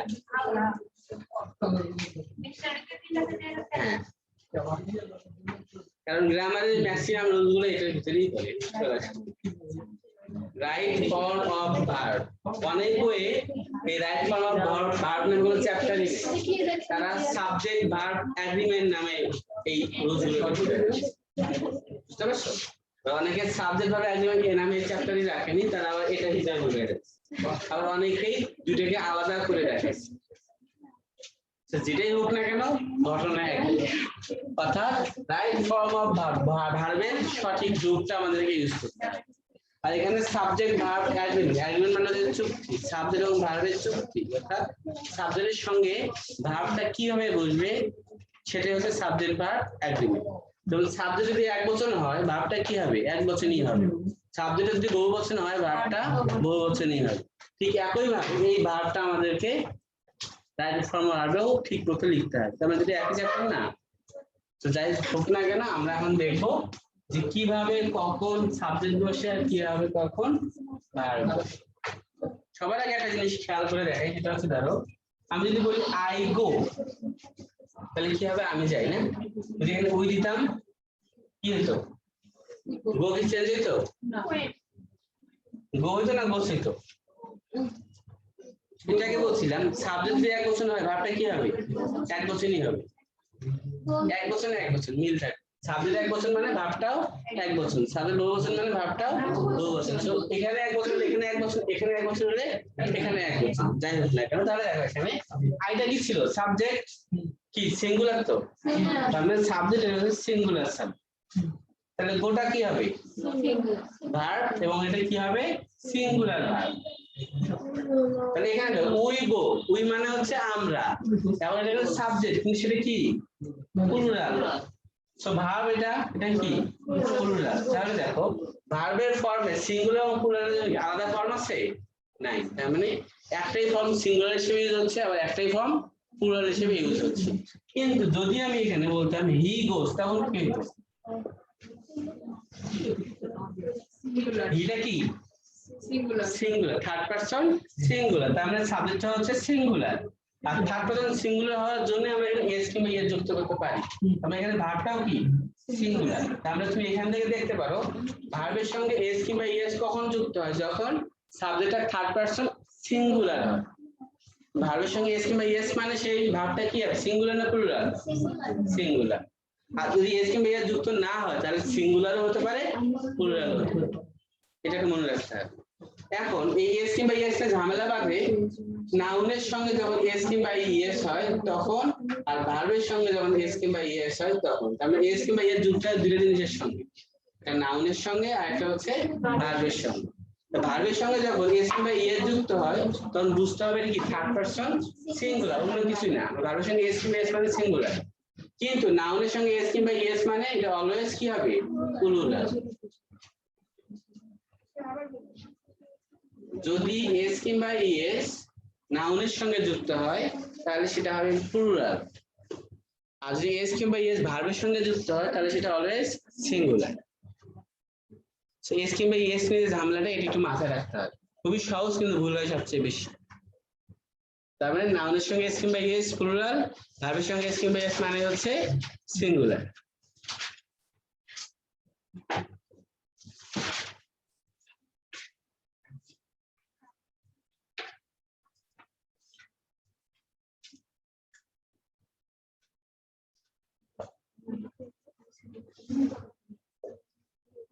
উদাহরণটা আগে দিয়েছিলাম, খুব সহজ উদাহরণ। যে কোনো জায়গাতে আমরা আগে ভাবটাকে বের করে ফেলবো। সবার আগে আমরা কি করবো? ভাবটাকে বের করে ফেলবো। ভাবটা বের করার পর আমরা এর সঙ্গে সাবজেক্ট এবং অবজেক্টের সম্পর্ক তৈরি করবো। তার মানে আমরা ভার্বের অংশকে সাবজেক্ট বলবো, এর পরের অংশকে কি বলবো? অবজেক্ট বলবো। এই যে ভাবটা, এই ভাবটা নিব কার উপর ভিত্তি করে? সাবজেক্টের উপর ভিত্তি করে। বুঝতে পারছো? কারণ ভার্বের সঙ্গে কার সম্পর্ক? সাবজেক্টের। আবার যে অবজেক্ট, এই অবজেক্টের সঙ্গে কার সম্পর্ক? ভার্বের। সাবজেক্টের সম্পর্ক ভার্বের, ভার্বের সঙ্গে সাবজেক্টের, আর ভার্বের সঙ্গে অবজেক্টের। ভার্বের সঙ্গে সরাসরি কিন্তু অবজেক্টের সম্পর্ক নাই। ভায়াটাকে ভায়া হচ্ছে ভার্ব। বুঝতে পারছো? আবার দেখো যদি আমরা চেঞ্জ করে লিখতাম তাহলে কি হি প্লেস, এটা বস্তুবাচক, এজন্য আমরা ইট লিখতে পারতাম। আমি এটা ভার্ব, এটা হচ্ছে সাবজেক্ট, এটা হচ্ছে আমাদের অবজেক্ট। এবং এটা হচ্ছে আমাদের নাউন, এটা ছিল হচ্ছে প্রোনাউন, এটা ছিল আমাদের নাউন, এটা ছিল হচ্ছে প্রোনাউন। তো এখানে অনেকগুলো রুলস আছে। রুলসটা হচ্ছে ভার্বের আগে কার জায়গা? সাবজেক্টের জায়গা। যখন সাবজেক্ট বসে তখন হয় এটা নাউন হবে, নাহলে এটা প্রোনাউন হবে। নাউন অথবা প্রোনাউন। মূলত নাউন ও প্রোনাউন একই জিনিস, কারণ নাউনের পরিবর্তেই আমরা প্রোনাউন ব্যবহার করি, তাই তো? আবার দেখো ভার্বের পরে কি কার জায়গা? অবজেক্টের জায়গা। কি হচ্ছে? নাউন কিংবা প্রোনাউন। অবজেক্ট এটা হবে হচ্ছে নাউন কিংবা প্রোনাউন। তাহলে সাবজেক্ট কিংবা অবজেক্ট যাই হোক না কেন, এটা হওয়ার জন্য কি কি লাগবে? হয় তাকে নাউন হইতে হবে, নাহলে তাকে প্রোনাউন হইতে হবে। নাউন কিংবা প্রোনাউন ছাড়া অন্য কোনো কিছু সাধারণত সাবজেক্ট কিংবা অবজেক্টের জায়গায় বসে না। বুঝছেন কিছু? মনে হয় না? মনে হয় না? মনে হচ্ছে সহজ জিনিস, মোটেও সহজ জিনিস নয়। তাহলে এরপরে যে উদাহরণটা দেবো সেটা পাবেন। যাই হোক, তোমরা কথা বলে যেটা হয় টিচারের কনসেন্ট্রেশন নষ্ট হয়, আর কনসেন্ট্রেশন নষ্ট হলে তুমি যারা গুরুত্ব দেয় না তাদের ক্ষতি হয় না, কিন্তু যারা গুরুত্ব দেয় তাদের। আচ্ছা, এটা তোমার জন্য, যদি তুমি এটা আনসার দিতে পারো তাহলে বুঝবো তোমার গল্প করা ঠিক আছে, আর যে আনসার না দিতে পারো তাহলে বুঝবো তুমি ভুল করছো। ভাই আমি এদের একটু শর্ট টাকার বেশি না কারে কারে আপনি না মেহেদি একটু সাইড দাও। না দেখে সামনে গিয়ে বলতে বলেন আমি এনে বললে অসমস্যা এনে বলতে অসমস্যা। দুজনেই মানে পিছনে বসছে তো এটা একটা ইয়া করো, তুমি সামনে আসো, ফাঁকা জায়গা আছে তো ভালোই বসতে পারবে। এটা একটা সুন্দর। দেখো এখানে কোশ্চেনটা ইম্পর্টেন্ট, পরীক্ষা বারবার আসছে এটা। The rich are not always happy.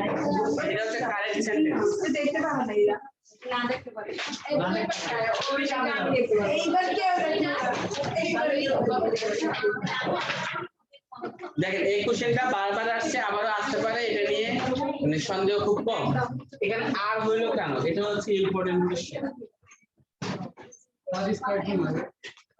इसको पूरा দাঁড়িয়ে কি বলবার আসলে that is তো একদম হয় না। না, একদম হয় না। নির্দিষ্ট বলতে কিন্তু নাম তো একদম হয় না। হ্যাঁ, সেটা হয় না। সেটাই বিষয়। আমরা একটু আগে দেখছিলাম কোন একটা সেন্টেন্সে সাবজেক্ট কিংবা অবজেক্ট হওয়ার জন্য কাকে নাউন কিংবা প্রোনাউনকে লাগে। তাহলে দেখো এটা যদি ভার্ব হয়, আর তো কোনো ভার্ব নাই আছে, ভার্বের আগে এটা কার জায়গা? সাবজেক্টে। কি হওয়া উচিত? নাউন কিংবা প্রোনাউন। দেখো রিচ কিন্তু কোনোভাবে নাউন নয়, রিচ একটা অ্যাডজেক্টিভ। কিন্তু নাউন যখন মানে অ্যাডজেক্টিভ যখন নাউনের জায়গায় বসে তখন সেটা হচ্ছে কমন নাউন হিসেবে বসে এবং সেটা প্লুরাল হয়ে যায়। এটা বুঝতে পারছো? তার মানে যেহেতু সাবজেক্টের জায়গায় নাউন বসে কিংবা প্রোনাউন বসে এটা তো আমরা জানি না, কিন্তু এখানে রিচটা কি অ্যাডজেক্টিভ না? কারণ অ্যাডজেক্টিভ যখন সাবজেক্টের জায়গায় নাউনের জায়গায় বসে তখন সেটা প্লুরাল নাউন হয়ে যায়, কারণ এটা কমন নাউন হিসেবে বসে। বুঝতে পারছো? তাও বুঝুনি, অ্যাডজেক্টিভ নাউনের জায়গায় বসে সেটা প্লুরাল হিসেবে বসে, এটা বুঝছো? তাই এটা বুঝে থাকলেই হবে। তার মানে অ্যাডজেক্টিভ যখন নাউনের জায়গায় বসে তখন সেটা প্লুরাল হিসেবে বসে, যে কারণে ভার্বটা কি হবে? Plural. The rich are not always happy. The poor are not always happy. একই কথা। The pious ধার্মিক are not always happy. Are not always অন্য যা কিছু ইউজ করতে চাও, মানে অ্যাডজেক্টিভ যখনই নাউনের জায়গায় বসবে তখনই সেটা প্লুরাল হিসেবে ব্যবহার হবে।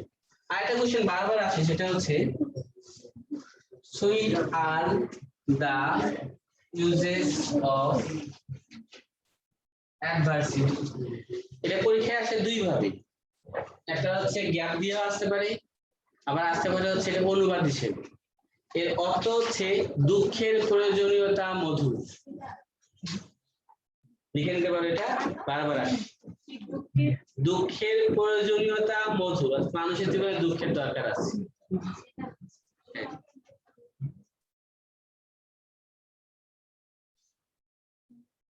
আবার চুপ চুপ চুপ চুপ করে কথা বলো, মনে হয় আমরা কিচ্ছু শুনি না।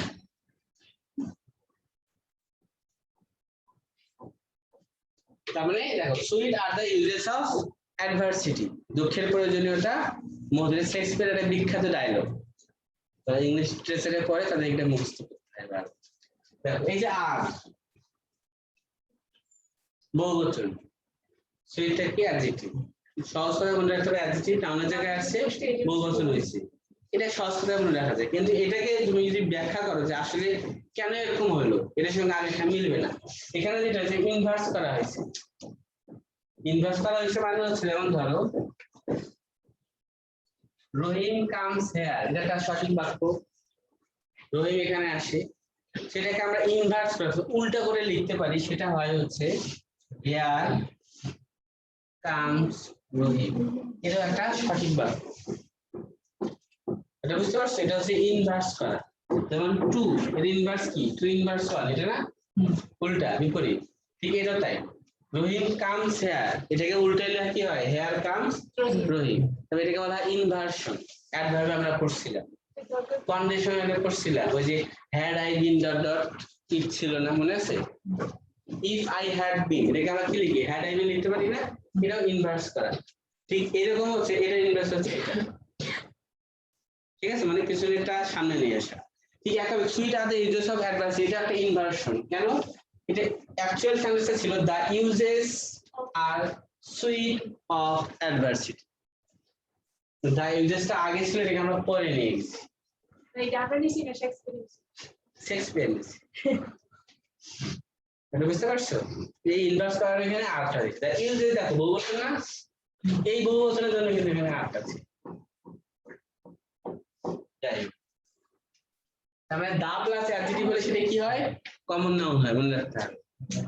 দা প্লাস অ্যাডজেক্টিভ, তাহলে কি হবে? এটা কমন নাউন। যেমন দা রিচ, দা পোর, তখন এটা বহুবচন হিসেবে ইউজ হয়। আর নরমালি অ্যাডজেক্টিভ যখন বসে তখন নরমালি ইনভার্স হয়। দা ইউজেস আর, এই জন্য are. The plus object, the plus adjective.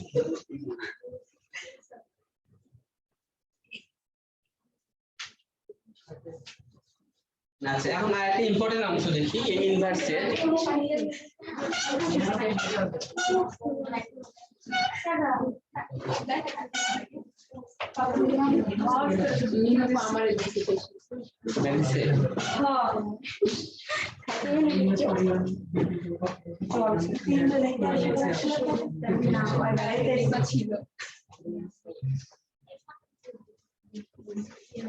গ্রামে একটি স্কুল আছে, হেয়ার এবং দেয়ারের ব্যবহার। তাহলে হেয়ার এবং দেয়ার যখন ব্যবহৃত হয় তখন সাবজেক্টের উপর ভিত্তি করে আমরা ভাবটাকে নিই না, আমরা অবজেক্টের উপর ভিত্তি করে ভাবটাকে। বুঝতে পারছো? যেমন এটাকে দেখলাম sweet are the uses of adversity, সেখানে আর হওয়ার কারণ ছিল দ্য ইউজেস, ইনভার্স করার কারণে। ঠিক এরকমই একটা অংশ আমরা এখন দেখি। গ্রামে একটি পুকুর আছে, কি হবে? গ্রামে একটি স্কুল আছে, এ স্কুল ইন দা ভিলেজ। দেখো পুরোটা ইংলিশ কিন্তু হয়ে গেছে, তাই না? কিন্তু আমরা জানি ভার্ব ছাড়া সেন্টেন্স হবে না, সাবজেক্ট ছাড়া সেন্টেন্স হবে না। সাবজেক্টও নাই, ভার্বও নাই, কিন্তু ইংলিশ করে দেখো পুরোটা চলে আসছে। একটি স্কুল, এই স্কুল কোথায়? গ্রামে, ইন দা ভিলেজ। তার মানে এবং সাবজেক্ট লাগবে এবং ভার্ব লাগবে। যখন একটা জায়গায় সাবজেক্ট উল্লেখ থাকে না তখন আমাদেরকে সাবজেক্ট হিসেবে জোর করে হেয়ার, দেয়ার আর হচ্ছে ইট, এই ওয়ার্ডগুলোকে নিয়ে আসতে হয়। এই তিনটে নরমালি যখন কোনো জায়গায় কোনো সাবজেক্ট থাকে না তখন আমরা কাকে সাবজেক্ট হিসেবে নিব? হেয়ার, দেয়ার এবং ইট। এখন আমরা ইটকে নিয়ে, ইট বাদ দিয়ে হেয়ার এবং দেয়ারকে নিয়ে আসছি।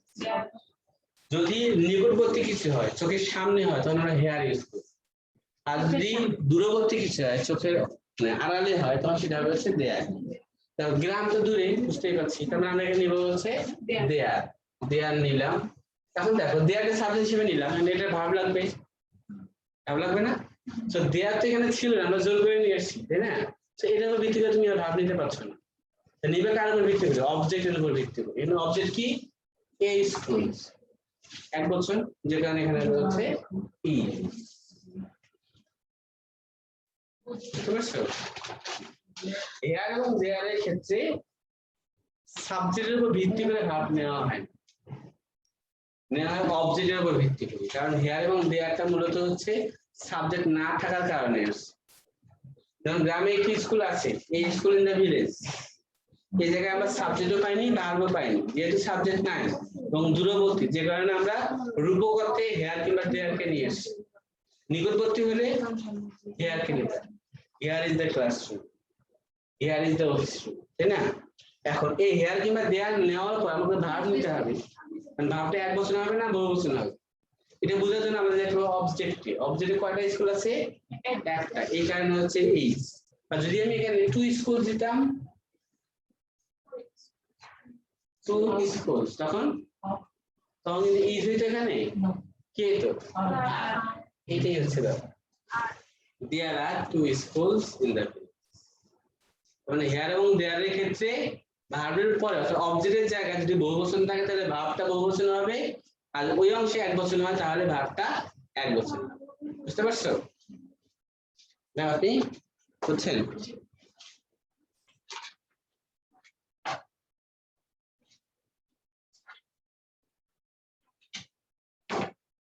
তারপর আর কি দেখাবো বলো দেখি। বলেন এই চ্যাপ্টারে গ্রামারের পুরো টপিকই পড়ে, তোমাদের কোনো প্রবলেম থাকলে সেটা বলতেই পারবে। ভগ্নাংশ বা ফ্র্যাকশন, 4 ভাগের 2 ভাগ, 5 ভাগের 2 ভাগ, আমরা ভগ্নাংশ বলি না?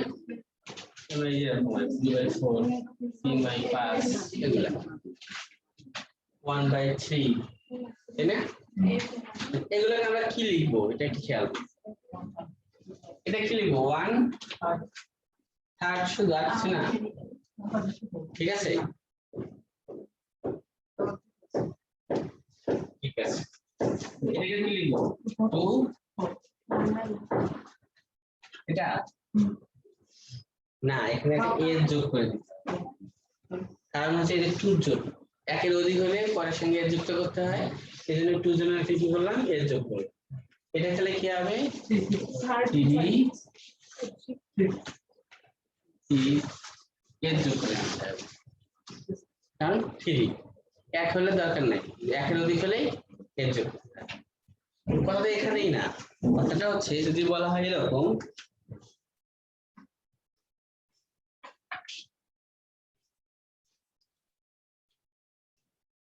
বললাম 5 ভাগের 2 ভাগ আম নষ্ট, 5 ভাগের 2 ভাগ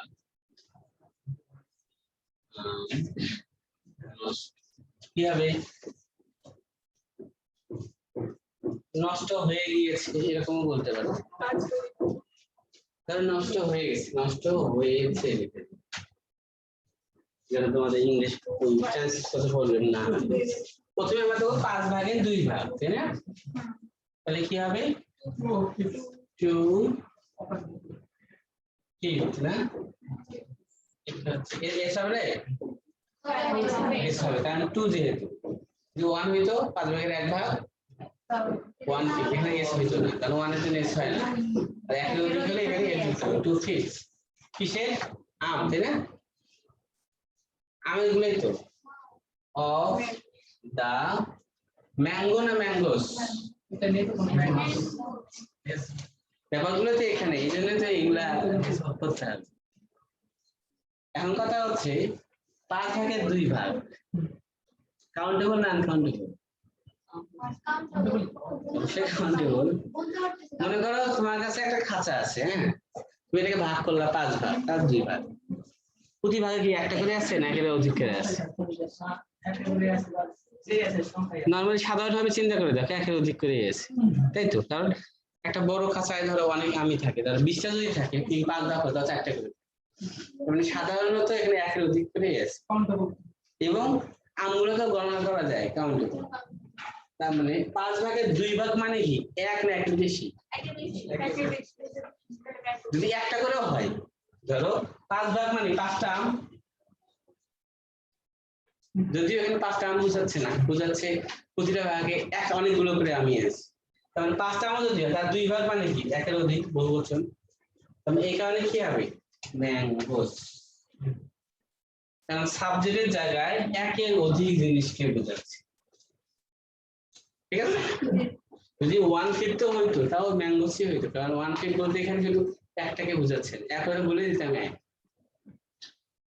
ঠিক আছে? তাহলে এটাকে ঝামেলা মনে হয় কিভাবে মনে রাখবো, সেক্ষেত্রে সহজ কথায় মনে রাখবো এভাবে, যদি ওই মেইন আম না এখানে, এই আমটা কাউন্টেবল না আনকাউন্টেবল, যদি আনকাউন্টেবল হয় তাহলে এখানে বহুবচন করে দিবা, আর যদি কাউন্টেবল হয় তাহলে আর কিচ্ছু করা যাবে, বুঝতে পারছো? তার মানে ম্যাঙ্গোটা আনকাউন্টেবল, এই জন্য এস কে এর যোগ করে দিচ্ছি, আর যদি আনকাউন্টেবল হইতো তাহলে এস কে এর যুক্ত করতাম। তার মানে কি আছে? 2/5 অফ দা ম্যাঙ্গোস। এখন এটা কি এক বচনের ভাব হবে না বহু বচনের ভাব হবে? হ্যাভ হবে না হ্যাভ হবে? অবশ্যই বহু বচন হবে, হ্যাভ বিন রোটেড। বুঝতে পারছো কেন আমরা হ্যাভ নিলাম? বহু বচনের ক্ষেত্রে আমরা হ্যাভ নেই, আই হ্যাভ, উই হ্যাভ, তাই না? বহু বচন যেহেতু, আমরা যেহেতু 5 ভাগের 2 ভাগ আম মানে 1 এর অধিক, যেখানে আমরা কি করলাম? বহু বচন নিলাম, এবং এস কে এর যোগ করলাম, কেন? এটা কাউন্টেবল, 1 এর অধিক বোঝাচ্ছে। এখন যদি বলি 5 ভাগের 2 ভাগ রাস্তা মেরামত করা হয়েছে, অথবা 5 ভাগের 2 ভাগ কাজ সম্পন্ন হয়েছে। এখন দেখো 5 ভাগের 2 ভাগ 2 50 এস হবে, এটা তো শিওর। যদি 1 ভাগ হতো তাহলে হতো না। 2/5 অফ দা ম্যাঙ্গোস এর জায়গায় এখন কি হবে? ওয়ার্ক কি কাউন্টেবল না আনকাউন্টেবল? আনকাউন্টেবল, তাই না? তার মানে এখানে আর এর যুক্ত হবে না, আনকাউন্টেবল এর সঙ্গে এর যুক্ত হয় না। আর যেহেতু আনকাউন্টেবল সবসময় সিঙ্গুলার হিসেবে ব্যবহৃত হয়, তো এখানে আর হ্যাভ হবে না, হবে হচ্ছে হ্যাজ। কিন্তু রোটেন পচা, এটা বুঝতে পারছো? একটা এখানে বিষয়টা হচ্ছে ফ্র্যাকশনের ক্ষেত্রে কাউন্টেবল আর আনকাউন্টেবল। যদি কাউন্টেবল হয় তাহলে বহুবচন ইউজ করব, আর যদি আনকাউন্টেবল হয় তাহলে একবচন ইউজ করব। এতটুকু মনে রাখলেই চলবে। তো যে ম্যাঙ্গো ছিল কাউন্টেবল বহুবচন, সেখানে হ্যাভ ইউজ করছিলাম। এখন ওয়ার্ক মানে হচ্ছে আনকাউন্টেবল, তার মানে ওয়ার্ক এখানে হচ্ছে সিঙ্গেল। আর এখানে চেঞ্জটা হচ্ছে 1 এর জন্য এ যুক্ত হবে না, কিন্তু 1 এর বেশি হলে এ যুক্ত হবে। এগুলোর সঙ্গে আবার ওগুলোর কোনো সম্পর্ক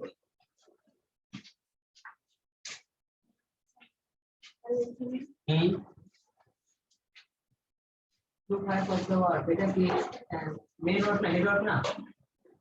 এখানে 2 feet of the work এর মধ্যে দা ওয়ার্কটা হচ্ছে মেইন হেড ওয়ার্ক। এটা ফ্র্যাকশন, এটা ফ্র্যাকশন কতটুকু এটা বোঝাচ্ছে। মেইন নাউন বলি, মেইন নাউন তো ওয়ার্কটাই।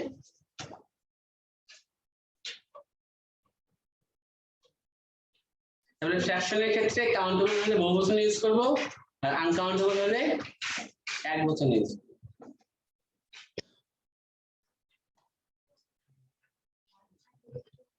ইম্পর্টেন্ট টপিক, যেটা আগে আমরা দেখছিলাম।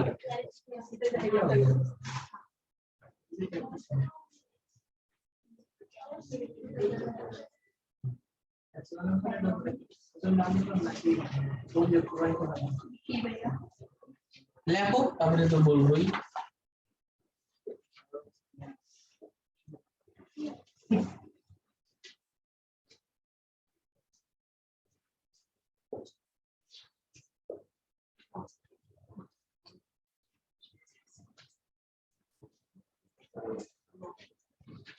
এটা হচ্ছে চুজ দ্য কারেক্ট সেন্টেন্স বের করার জন্য together with, along with, accompanied by, as well as, not you. হ্যাঁ, accompanied by, COMPANIED।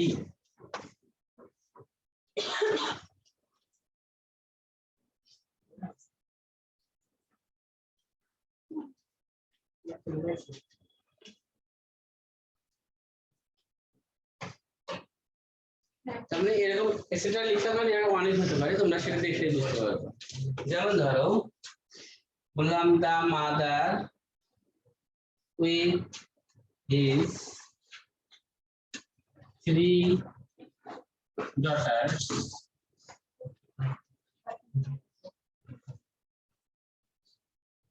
কি লিখবো?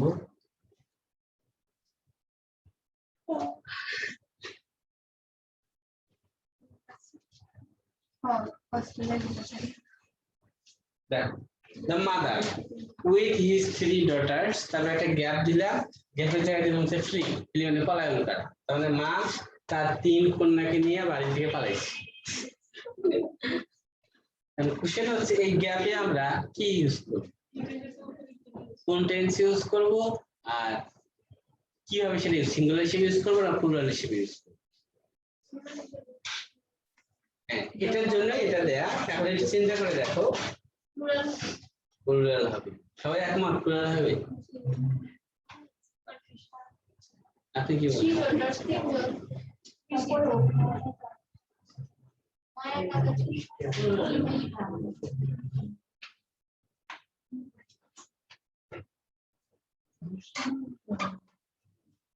না দেখেন, the mother with his 3 daughters, এখানে মাদারের সঙ্গে কি যুক্ত হয়েছে? with his 3 daughters এই অংশগুলোর মধ্যে মিল আছে মানে প্রিপজিশন যেটা together with along with accompany সবগুলো প্রিপজিশন সবগুলো প্রিপজিশন এই কারণে আমরা কি করব এটাকে বাদ দিয়েছি একটা সেন্টেন্সে প্রিপজিশন যুক্ত যে এক্সপ্রেশন গুলো আছে সেগুলোকে আমরা সব সময়ের জন্যই বাদ দিয়ে সাধারণ ভাবে সম্পর্ক চিন্তা করি আমি অনেকবার তোমাদের বলেছিলাম তাই না মনে তো আছে পরে এখন মনে হবে আস্তে আস্তে তবে এই অংশটা বাদ দিয়ে চিন্তা করি তাই তো কারণ বাকি থাকে কি দামাদা 1 বছর না 2 বছর 1 বছর তার মানে এখানে রিপ্রেজেন্ট পারফেক্ট টেন্স ধরি তাহলে কি হবে হ্যাভ হবে হ্যাজ হবে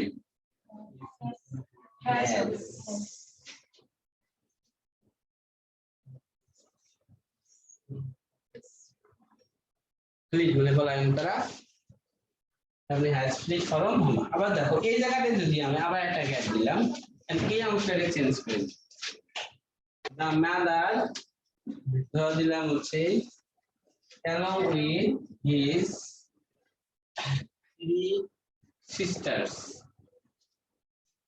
dash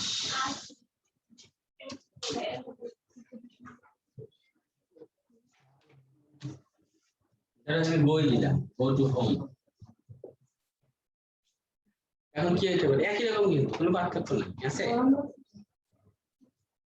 দিলে শব্দ শোনা যাবে the mother along with his এটা কি হবে বাচ্চা তবে the mother এর উপর ভিত্তি করে নিতে হবে তাহলে কি হবে যদি কোসে হবে has gone তার মানে প্রিপজিশন যদি এক্সপ্রেশন গুলো থাকলে আমরা কি করব এটাকে বাদ দিয়ে চিন্তা করব এই এরকম together with along with accompanied by as well as not you এগুলো হচ্ছে এরকম এক্সপ্রেশন সেগুলো সেন্টেন্সের উপর কোনো রকম প্রভাব ফেলে না প্রিপজিশন যুক্ত অংশগুলো কোনো প্রভাব ফেলে না যেমন এর আগে আমরা বলছিলাম এরকম দেখো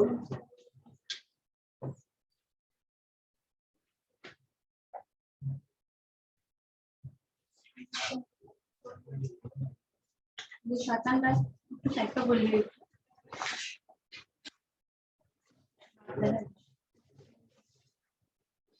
walking in the room dash good for health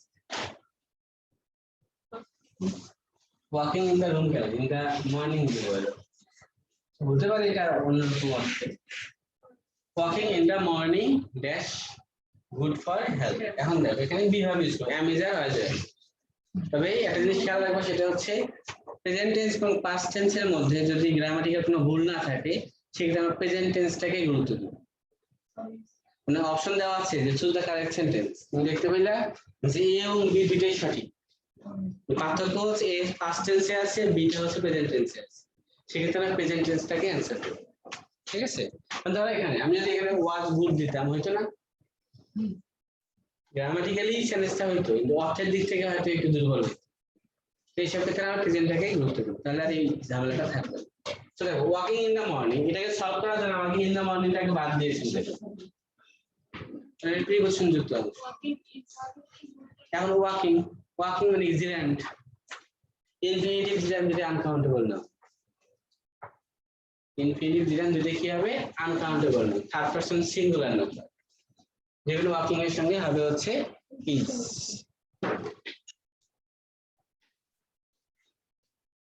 একটা খুবই গুরুত্বপূর্ণ অংশ আছে সেটাকে আমরা এর আগেও পড়ছিলাম ইনডিফিনিট প্রনাউন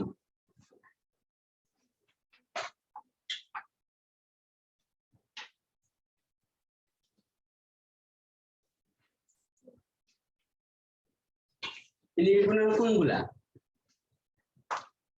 ইনডিফিনিট বলতে বোঝাচ্ছে যেগুলো ডেফিনিট নয় যে প্রনাউনগুলা সুস্পষ্ট নয় বা কার পরিবর্তে ব্যবহার করা হচ্ছে সেটা সুস্পষ্ট নয় সেগুলো হচ্ছে ইনডিফিনিট যেমন ধরো আই আই আমরা কার পরিবর্তে ব্যবহার করি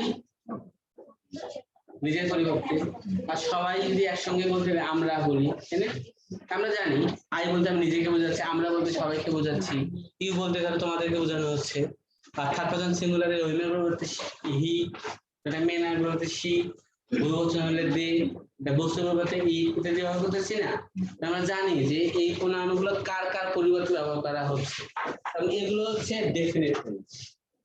so I, we, you, he, she, they, it এগুলো হচ্ছে ডেফিনিট প্রনাউন, কারণ আমরা এগুলো জানি।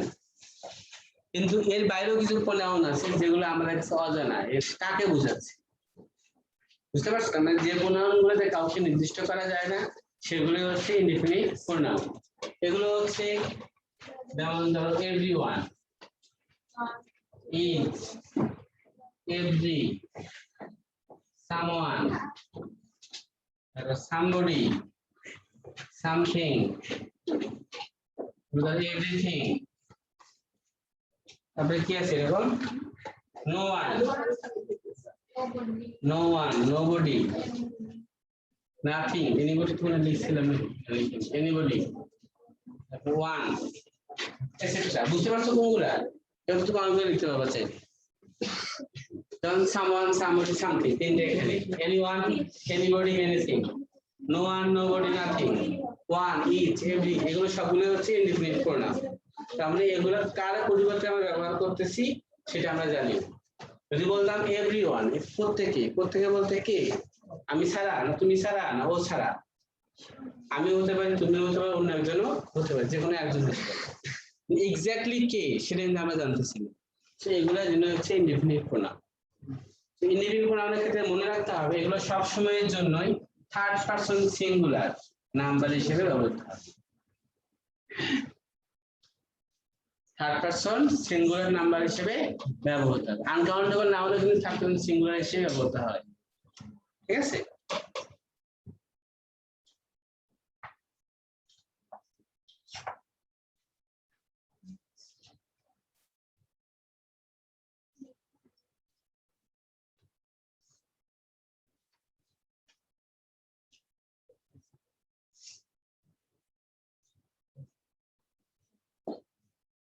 ইনিশিয়াল লিখবো না, এভরিওয়ান একটা গ্যাপ দিলাম, গ্যাপের লাভ থেকে কিছু একটা বসবে, তারপরে আসে হচ্ছে হিজ অর হার মাদার।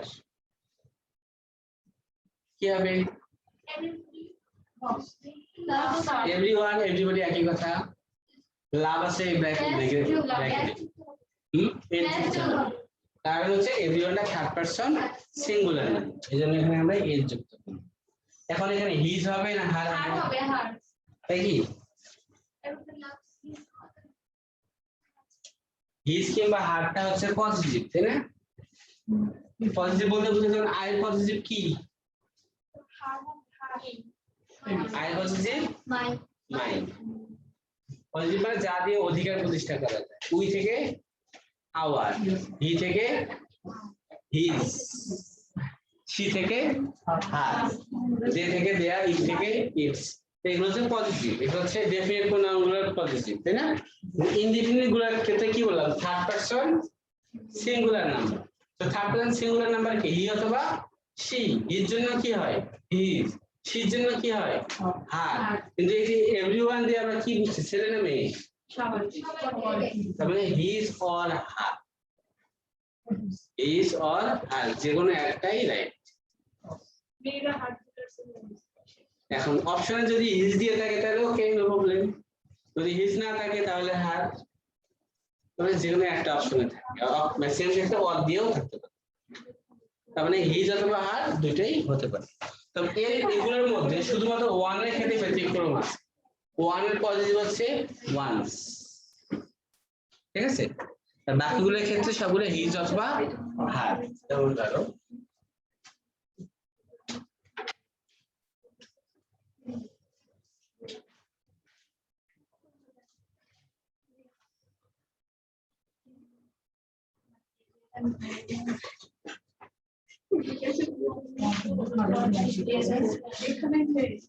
কি হবে দেখো তো?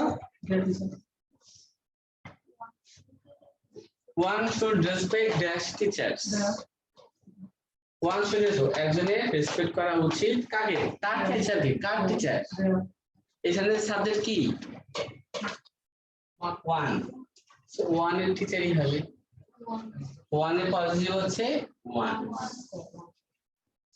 যদি এখানে দিয়ে দিতাম they should respect their teachers, I should respect my teachers, মানে যা কিছু হয় পজিটিভ সেটা সাবজেক্টের উপর ডিপেন্ড করে। এভরিবডি দিতাম everybody should respect his teachers অথবা হার টিচার্স। ঠিক আছে? বুঝতে পারছো? কোনটা বুঝেনি? ওয়ান এর পজিটিভ হচ্ছে ওয়ান, যেমন আই এর পজিটিভ কি মাই, উই এর পজিটিভ আওয়ার। সো এখানে যে পজিটিভটা বলবে ডিপেন্ড করবে সাবজেক্টের উপর। সাবজেক্ট আই হলে এখানে মাই, উই হইতে তাহলে হচ্ছে আওয়ার, দে হলে দেয়ার। এই যে আমরা ইনফিনিট বলে দিচ্ছি, এগুলো যদি হতো তাহলে হচ্ছে হিজ অথবা হার।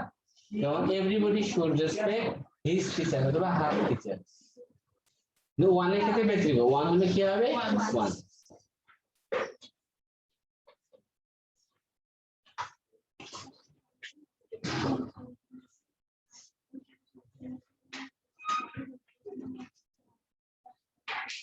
কারেক্ট নাউন,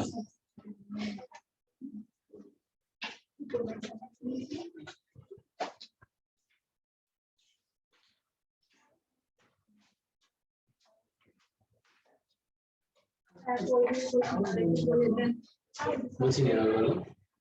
কোচিংয়ের পরীক্ষা কোচিংয়ের পরীক্ষা পড়ে এটার পিছনে সলিউশন দিয়ে করতে পারি একটু কমপ্লিট করে।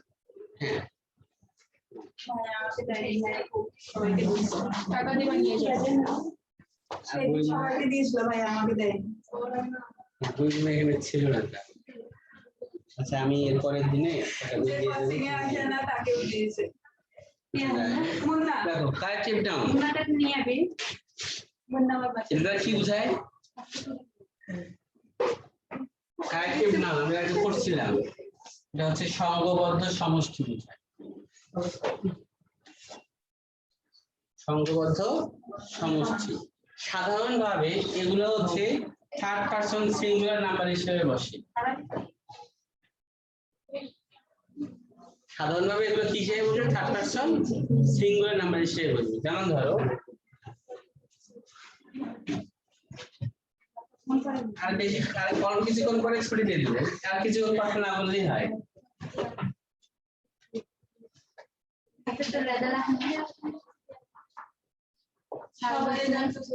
দেখো the army dash consists of 11 members. বললাম যে কারেক্টিভ নাউন সবসময় কি হবে? থার্ড পারসন সিঙ্গুলার নাম্বার হিসেবে হবে, সাধারণ না, ব্যতিক্রমের বিষয়গুলো আলাদা।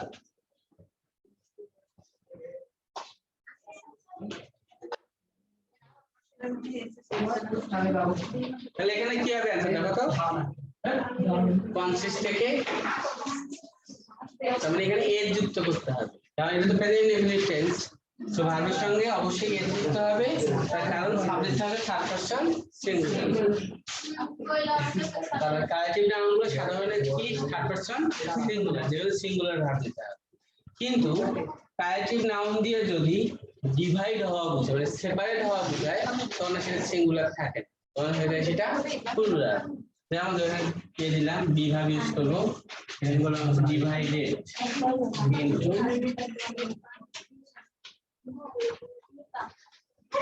খেয়াল করেন সংঘবদ্ধ সমষ্টি, তাই না? তার সমষ্টি যখন ডিভাইড হয়ে যায় বা সেপারেট হয়ে যায়, তাহলে একটা থাকে না, থাকে তখন সেটা কি একাধিক, তাহলে ধর একটা দল থাকে না, সেক্ষেত্রে আমরা এটা কি ইউজ করবো? বহুবচন ইউজ করবো। তাহলে কি হবে? দ্য আর্মি আর, বুঝলি? Corrective noun third person singular, কারণ হচ্ছে সংঘবদ্ধ, তার সমষ্টিকে বোঝায়। বাংলাদেশ ক্রিকেট টিম কয়জন লোক? তোমরা একটু বেশি ডিস্টার্ব করতেছো, মাঝখানে বেশ কয়েকজন খুব বেশি ডিস্টার্ব করছে শেষ সময় এসে।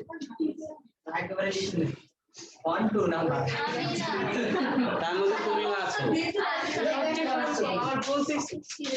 তোমাদের লজ্জা হওয়া উচিত। এই কারণে তোমার নিজেরাই মনে করো ক্লাসে ডিস্টার্ব করে নিজেরাই বলো যে তুমি ইংলিশ পারো।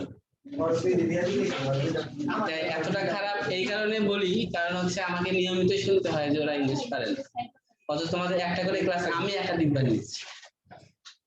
আমি নিচ্ছি না একাধিকবার, আমি যতটুকু ভাবি বা আমার যতটুকু মনে হয়, আমি এটা আমার মতো করে সর্বোচ্চ ভাবে বোঝানোর চেষ্টা করি, না আমার জায়গা থেকে যতটুকু সম্ভব। এবং ক্লাসে যে ফাঁকিবাজি যে চিন্তাটা, সেটা এখন পর্যন্ত করি না। যে কারণে তোমরা যদি ধরো মনে করো যে আমাকে দিয়ে হচ্ছে না, সেক্ষেত্রে আমার আশা তো বৃথা। তো লাভ আছে কি? হ্যাঁ, আমি তোমাদেরকে কথা বলে কিছু বলি না এই কারণে, কারণ তোমরা শেখার সময় চাপটা না নিয়ে শেখো। এটা যদি আমার দুর্বলতা হয়, এটা যদি ধরো পরিচালকের কাছে এরকম হয় যে মেজি স্যারের ক্লাসে সবাই এরকম কথা বলে, স্যার কিছু বলেন, সিসি ক্যামেরা কিন্তু আছে, এটা বুঝতে পারছো? কারণ এটা আমার জন্য খুব ভালো জিনিস। তা আমি তো মনে করি আমি তোমাদের কাছ থেকে এই জিনিসটা মানে আশা করতে পারি না। তোমাদের কারণে আমাকে পরিচালক সাহেব কখনো জিজ্ঞেস করে বলুক যে আপনি এই ব্যাচটাকে ভালো মতো পড়াননি, বা পড়াইছেন ঠিক আছে, ওরা ঠিক মতো বুঝেনি, বা ওরা নিজেদের টাইমটাকে ইউটিলাইজ করেনি। কেন করেনি? আপনি হয়তো কিছু বললে তারা কথা শুনতো, কোনো টিচার আগে এই করছে বা অন্য টিচার ওইভাবে মানে বিষয়গুলো অ্যাপ্লাই করছে, আপনি করেননি, তাহলে আমি কি আনসার? তোমরা যদি মনে করো যে হচ্ছে আমি তোমাদেরকে এই ছাড়টা দিচ্ছি কিছু বলতেছি না, এটা আমার দুর্বলতা, সেক্ষেত্রে লসটা কিন্তু আলটিমেটলি তোমাদেরই হবে। এই কারণে হয় পরিচালক সাহেব এতটুকু বলেই শেষ করবে, তার মানে তো আমাকে চিনে, আমার উপর চাপ দেওয়ার কিছু নাই। তা তোমাদের অন্য টিচারও ক্লাস করায় না? কারণ তোমরা যদি মনে করো আমার কথা সম্পর্কে রিপোর্ট করতা, তাহলে হয়তো আমাকে ডাকতো না। কারণ যখন তোমরা চান্স মানে ভালো করবে, তাহলে আমাকে ডাকবে না। এই তো যেটা আমার লস, আমার তো লস হইলো না, লস তোমাদের হইলো। তখন পরবর্তীতে কি হবে? চান্স হবে না, আক্ষেপ করবে, আমি যা একটু পড়তাম, এই যে আর একটু পড়তাম, এই ভাবনাটা যদি আগে করো, এটা কিন্তু বেটার। হ্যাঁ, তোমরা ক্লাসে দুষ্টুমি করো, আলটিমেটলি দুষ্টুমি করে লাভ নাই। এই কারণে লাভ নাই, দুষ্টুমি করে আবার বাসায় গিয়ে কিন্তু পড়তে হচ্ছে, বাসায় টেনশন হচ্ছে যে সামনে পরীক্ষা, কি করব। এই হুতাশ যদি না থাকতো তাহলে বুঝতাম ঠিক আছে। এখন মনে করতেছে যে সরকারিতে হবে না, কি প্রাইভেটে ভর্তি হবে, যখন প্রাইভেটে ভর্তি হবে তখন কিন্তু চিন্তাটা অন্যরকম হবে। হ্যাঁ, তখন ভাববা আরেকটু পড়লে তার সরকারি চান্স পেতাম, বা আমি যদি আগে ভালো প্রাইভেটে ভর্তি হতে পারতাম, তা আমাদের আরো ভালো কিছু বলার ছিল। বলবো আমি ট্যালেন্ট, মানুষ বলবো ট্যালেন্ট না, তাহলে তুমি প্রাইভেটে করো। তুমি জোর করে চেষ্টা করো না আমি ট্যালেন্ট, মানুষ বলবে না তুমি ট্যালেন্ট না। তখন নিজের সঙ্গে নিজেদের যুদ্ধটা তখন মনে করো বুঝবা যে আসলে ঠিক হয়নি সবকিছু। আমাদের আগে এরকম অনেক বেশি স্টুডেন্ট ছিল যে তারা দুষ্টুমি করার জন্যই আসতো, ক্লাসে আসতো, ক্লাসে শৃঙ্খলা কিভাবে সৃষ্টি করা যায় সেটা করার জন্য। আলটিমেটলি তারা প্রাইভেটে ভর্তি হয়েছে ঠিকই, কিন্তু আসলে ক্যারিয়ার বিষয়টা শুধুমাত্র ভর্তি হওয়ার উপর ডিপেন্ড করে না, করে কি? ক্যারিয়ারটা ডিপেন্ড করে হচ্ছে এটা একটা স্মুথ একটা গতি। তুমি শুরু করলা, ট্রাক থেকে ছিটকে পড়বা না, এটাই হচ্ছে ক্যারিয়ার।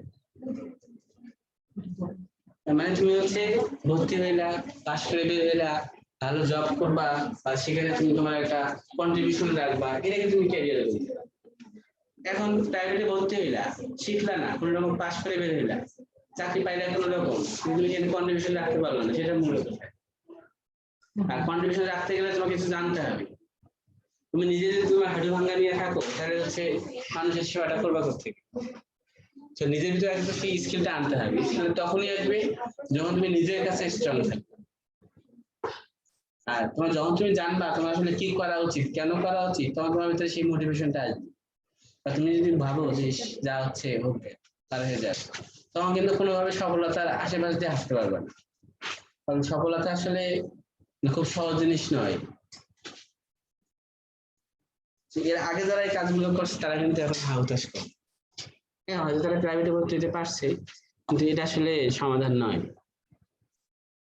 শিখতে হবে, এর বিকল্প কিচ্ছু নেই। এখন পড়ো, পরে পড়ো, তোমরা পড়তে বাধ্য, সিস্টেম তোমাদেরকে পড়াবেই। তো এখনই পড়ো, এটা ভুল কথা। আমি যদি আমার এক্সপেরিয়েন্সের কথা শেয়ার করি, আমি এত সময় এত বেশি পড়তাম না, আমার পড়তে ভালো লাগে, পড়তে কারোই ভালো লাগে। আমি যখন কলেজে পড়তাম, আমাদের ইংলিশের ম্যাডাম ছিল, আমাকে ডাস্টার দিয়ে ঢিল মারত, মানে আমি অন্য মনস্ক হয়ে যেতাম। বাইরে থেকে তাকায় আছি, তাকায় থাকতাম, মানে ক্লাস ঠিক মতো গুরুত্ব দিতাম না। প্রথম দিকে তো এত কিছু বুঝি, ইংলিশের রেজাল্ট আমার খারাপ ছিল সেই সময়। এসএসসি তো এমএনএস, ইন্টারমিডিয়েটে এমএনএস, কিন্তু আমার টোটাল জিপিএ 5 ছিল। ইংলিশ আমার সায়েন্স সেকশন, ইংলিশ একটু কম গুরুত্ব দিই, এটা বাধ্য হয়ে পড়াইতে হয়ে গেছে। তা ওই সময় বুঝে উঠতে পারিনি। তারপরে ধরো যখন সব পড়াশোনা শেষ, জবের প্রিপারেশন, অনেক পরে আমি জব প্রিপারেশন শুরু করলাম। এর আগে অনেকটা জায়গাতে ভুল সিদ্ধান্ত ছিল। যখন আমি শুরু করি তখন আমার করতে ভালো লাগতো না, করতাম না। কোত্থেকে করবো, কোথায় গিয়ে শেষ করবো এটা মাথায় ছিল। যখন করি কিছুক্ষণ পর ঘুম ধরে, কারণ সবগুলো নতুন নতুন লাগে। একটা সময় গিয়ে মনে হলো যে না, এইভাবেই তো আগাইতে হবে, কেউ না কেউ তো পারতেছে, কেউ না কেউ তো করতেছে। আমাকে যদি সফল হইতে হয় তাহলে তাদের মতো করেই আগাইতে হবে। বাইরে সব কাজ ছেড়ে দিলাম, কাজ আর শুরু করলাম না। তাই সপ্তাহে অল্প সময়ের জন্য বাইরে বেরোতাম, বিকেলের সময়টা হাঁটার জন্য। এছাড়া দরকার ছাড়া কখনো বাইরে বেরোই, যখনই ঘুম ধরতো তখনই ঘুমাই। হ্যাঁ, আমার কাজ হচ্ছে আগে বাসার ভিতরে থাকার অভ্যাস করা। 24 ঘন্টার মধ্যে সবার আগে অভ্যাস করছি যে আমি ফেসবুক চালাইলেও ফেসবুক কারোর সঙ্গে কানেক্ট থাকবো না। আমাকে একটু মেসেঞ্জারে নক দিবে এরকম সিচুয়েশন যেন না হয়। বুঝতে পারছো? ফেসবুকে নিউজ দেখার জন্য ঢুকতাম, ভালো লাগতো না, ওই একটা গ্যাপ দরকার না মাঝে মাঝে, সেই গ্যাপের জন্য ঢুকতাম। সম্পর্ক গেল, ঘরে বলে থাকবো কি হবে, জানার আগে অন্ধকারে থাকার অভ্যাস শুরু করলাম। বই পড়তে ভালো লাগে না, যখনই পড়তে বসি ঘুম ধরে, যখনই ঘুম ধরে তখনই ঘুমাই, ঘুম আটকানোর চেষ্টা করি। প্রথম দিকে দেখতাম যে আমি পড়ার চেয়ে বেশি ঘুমাচ্ছি, আমার কোনো আক্ষেপ নাই। আর বই পড়ার সময় এক পেজ পড়াবার পিছনে দেখতাম আর কয়েক পেজ আছে, এখনো সেটা করি, অভ্যাস হয়ে গেছে। তারপর একটা সময় মনে হলো যে না, আমি আগে একটা বই আবার রিডিং করে ফেলবো। প্রথমবার রিডিং করে ফেলা আবার দেখি কি হয়। প্রথমবার যখন রিডিং করে ফেললাম তখন আগের মতো আর পেইন আমার কাছে মনে হচ্ছিল। আমি তখন জানতাম এর ভিতরে কি কি আছে, মানে টপিকের টাইটেল গুলো কি সেগুলো জানতাম। এইভাবে যখন আরো বেশি কিছু হয়ে গেল তখন আর ঘুম ধরে না, ঘুম কমানো শুরু হয়ে গেল, তখন পড়তে ভালো লাগা শুরু করলো। একটা সময় গিয়ে দেখলাম যে আমি যদি একদিন আধা ঘন্টাও না পড়ে আমার ঘুম হচ্ছে না। মনে করো সারাদিন আমি খুব ব্যস্ত, সকালবেলা বেরিয়েছি, রাত্রে বাসায় গেছি, 12টা দিয়ে গেছি, তখন মনে হয়তো যে ক্লান্তি, কিছুক্ষণ পড়ি, আধা ঘন্টা পড়তাম, কারণ ওই সময় আমার পড়তে ভালো লাগে। এই একইভাবে তোমরা তখনই সফল হবে যখন কাজটা তোমাদের করতে ভালো লাগে। আমিও কোনো সাবজেক্টকে কঠিন কিংবা সহজ মনে করতাম না, আমার প্রত্যেকটা সাবজেক্টকে আমি সমান মনে করতাম, সব সাবজেক্টই করতাম। আমি সব সাবজেক্ট পারতাম এমন তো না। সেই সায়েন্স পড়ছি কবে, সেই বিজ্ঞান মনে আছে আমার, মনে নেই। অঙ্ক কি সবকিছু মনে আছে? নাই। বা সাধারণ জ্ঞানে যে বড় বড় ছিল সেটা আমার মনে আছে, সেটা থাকার কথা নেই। আমি চিন্তা করছি আমার জায়গা থেকে আমি করে যাবো। একটা সময় এমন হলো যখন আমি পরীক্ষা দেওয়া শুরু করলাম, টেকা শুরু করলাম, বিশেষ করে সব জায়গাতেই ঠিক, আর কখনো ফেল করি, কারণ ততদিন আমার প্রিপারেশনটা কমপ্লিট হয়ে গেছে। এই একটা যখন তোমাদের প্রিপারেশনটা কমপ্লিট হয়ে যাবে তখন সব জায়গাতেই চান্স, দেখবো যারা চান্স পায় তারা সব জায়গাতেই চান্স, আর যারা পায় না তার কারণ এইটাই, তাদের প্রিপারেশন কমপ্লিট, তারা করে ফেলছে। সুতরাং তোমাদের প্রতি নির্দেশনা সেটা হচ্ছে যেটাই করো একটু ভালো করে করো, সময়গুলো চলে যাওয়ার পর সময়গুলো আর ফেরত পাবে না, তখন আফসোস হবে।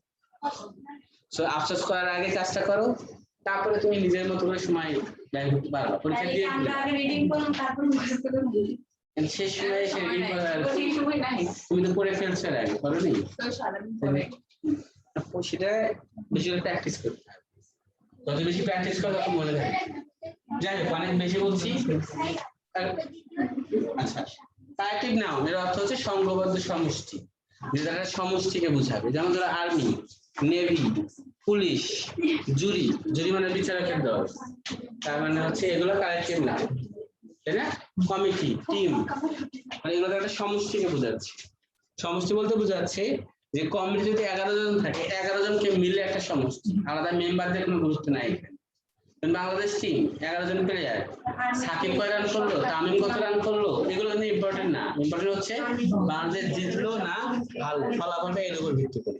তার মানে কালেক্টিভ নাউন দ্বারা একটা দলকে বোঝায়, যে কারণে এগুলো একটা সেন্টেন্সের সাবজেক্ট হিসেবে বসলে থার্ড পারসন সিঙ্গুলার নাম্বার হয়, থার্ড পারসন সিঙ্গুলার।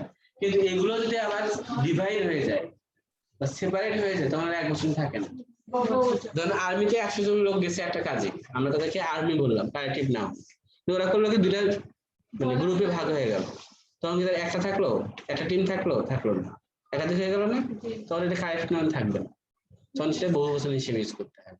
যেমন এখানে বললাম the army dash divided into two groups, আগে একটা ছিল এই জন্য দেখো consist সঙ্গে এর যুক্ত করছিলাম consist, কারণ সিঙ্গুলার নাম্বার হওয়ার কারণে তার সঙ্গে s কিংবা es, কিন্তু এখানে ডিভাইডেড ভার্বটা দেখো পৃথক হয়ে গেছে একাধিক গ্রুপে, না কারেক্টিভ ডাউন হিসেবে ব্যবহার হয় না, এই জন্য আমরা এখানে কি ইউজ করলাম আর। বুঝতে পারছো? আচ্ছা, তারপরে ধরো সবচেয়ে বেশিবার আসছে এমন একটা কোশ্চেন, শুধু কারেক্ট সেন্টেন্সে আসছে, আমি জাস্ট কারেক্ট সেন্টেন্স লিখে দিচ্ছি।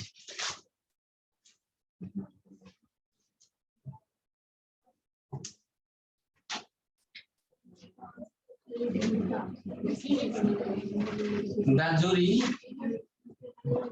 ওই দেখো না মাঝে মাঝে ছোট বাচ্চাদের কিছু টিভিতে বিতর্ক প্রতিযোগিতা হয়, নাচের প্রতিযোগিতা হয়, তাই সেগুলোতে 3-4 জন বিচারক বসে থাকে, তো ওদেরকে একসঙ্গে জুরি।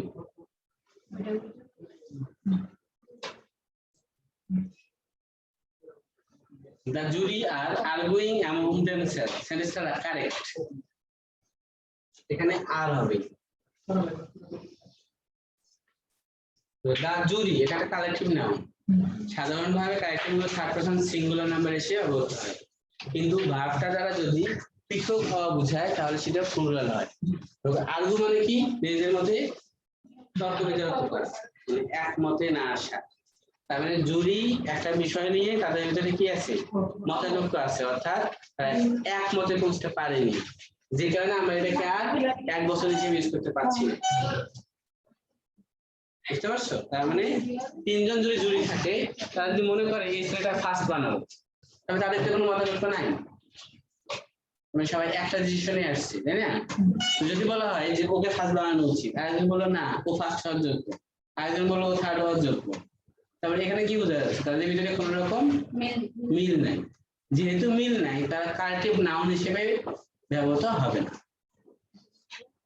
হ্যাঁ, আর যদি সবার ডিসিশন একটাই হইতো, তার মানে কি তারা একটা দল হিসেবে সিদ্ধান্ত নিচ্ছে, কারণ কারেক্টিভ নাউন। বুঝতে পারছো?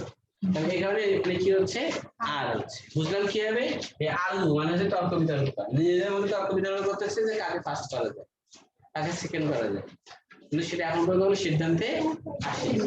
সিদ্ধান্তে আসলে সেটা 1 বছর হয়েছে, ঠিক আছে? তার মানে ভার্বের ক্ষেত্রে বুঝতে পারলাম যে ভার্ব দ্বারা যদি বিভক্তি বোঝায় তাহলে কি হবে, বহুবচন হবে। তো কিছু ওয়ার্ড আছে যে ওয়ার্ডগুলো সবসময় বহুবচন হিসেবে হবে, তাদেরকে বলা হয় প্লুরাল কালেকটিভ নাউন। যেমন ধরো police,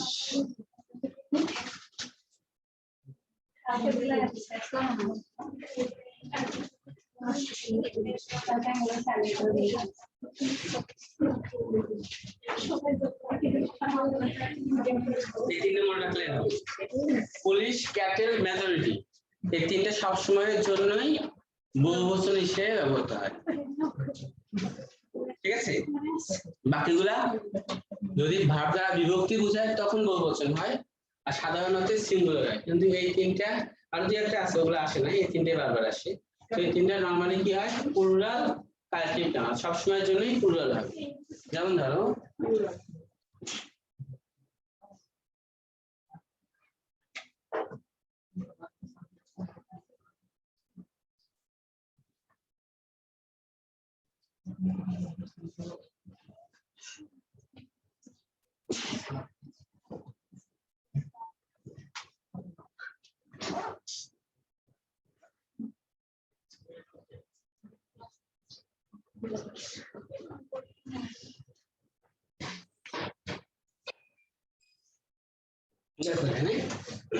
the cattle were grazing in the field, character collective noun, কিন্তু এটা প্লুরাল কালেকটিভ নাউন, মানে সব সময়ের জন্যই প্লুরাল ভার্বকেই নেবে, যে কারণে এখানে ওয়াজ না হয় কি হয়েছে ওয়ার। এখানে the police are looking into the case, তারপর আর, যদিও পুলিশটা হচ্ছে কালেকটিভ নাউন, কারণ পুলিশটা বহুবচন হিসেবে অবস্থিত। তো এই পরীক্ষাতে এই উদাহরণগুলোই আসবে, সুতরাং এগুলা একটু ভালো করে পড়বা। যাই হোক, এখন তোমাদের উদ্দেশ্যে যে কথাটা, পরীক্ষা যখনই হোক না কেন এখন থেকে প্রিপেয়ার হয়ে যায়।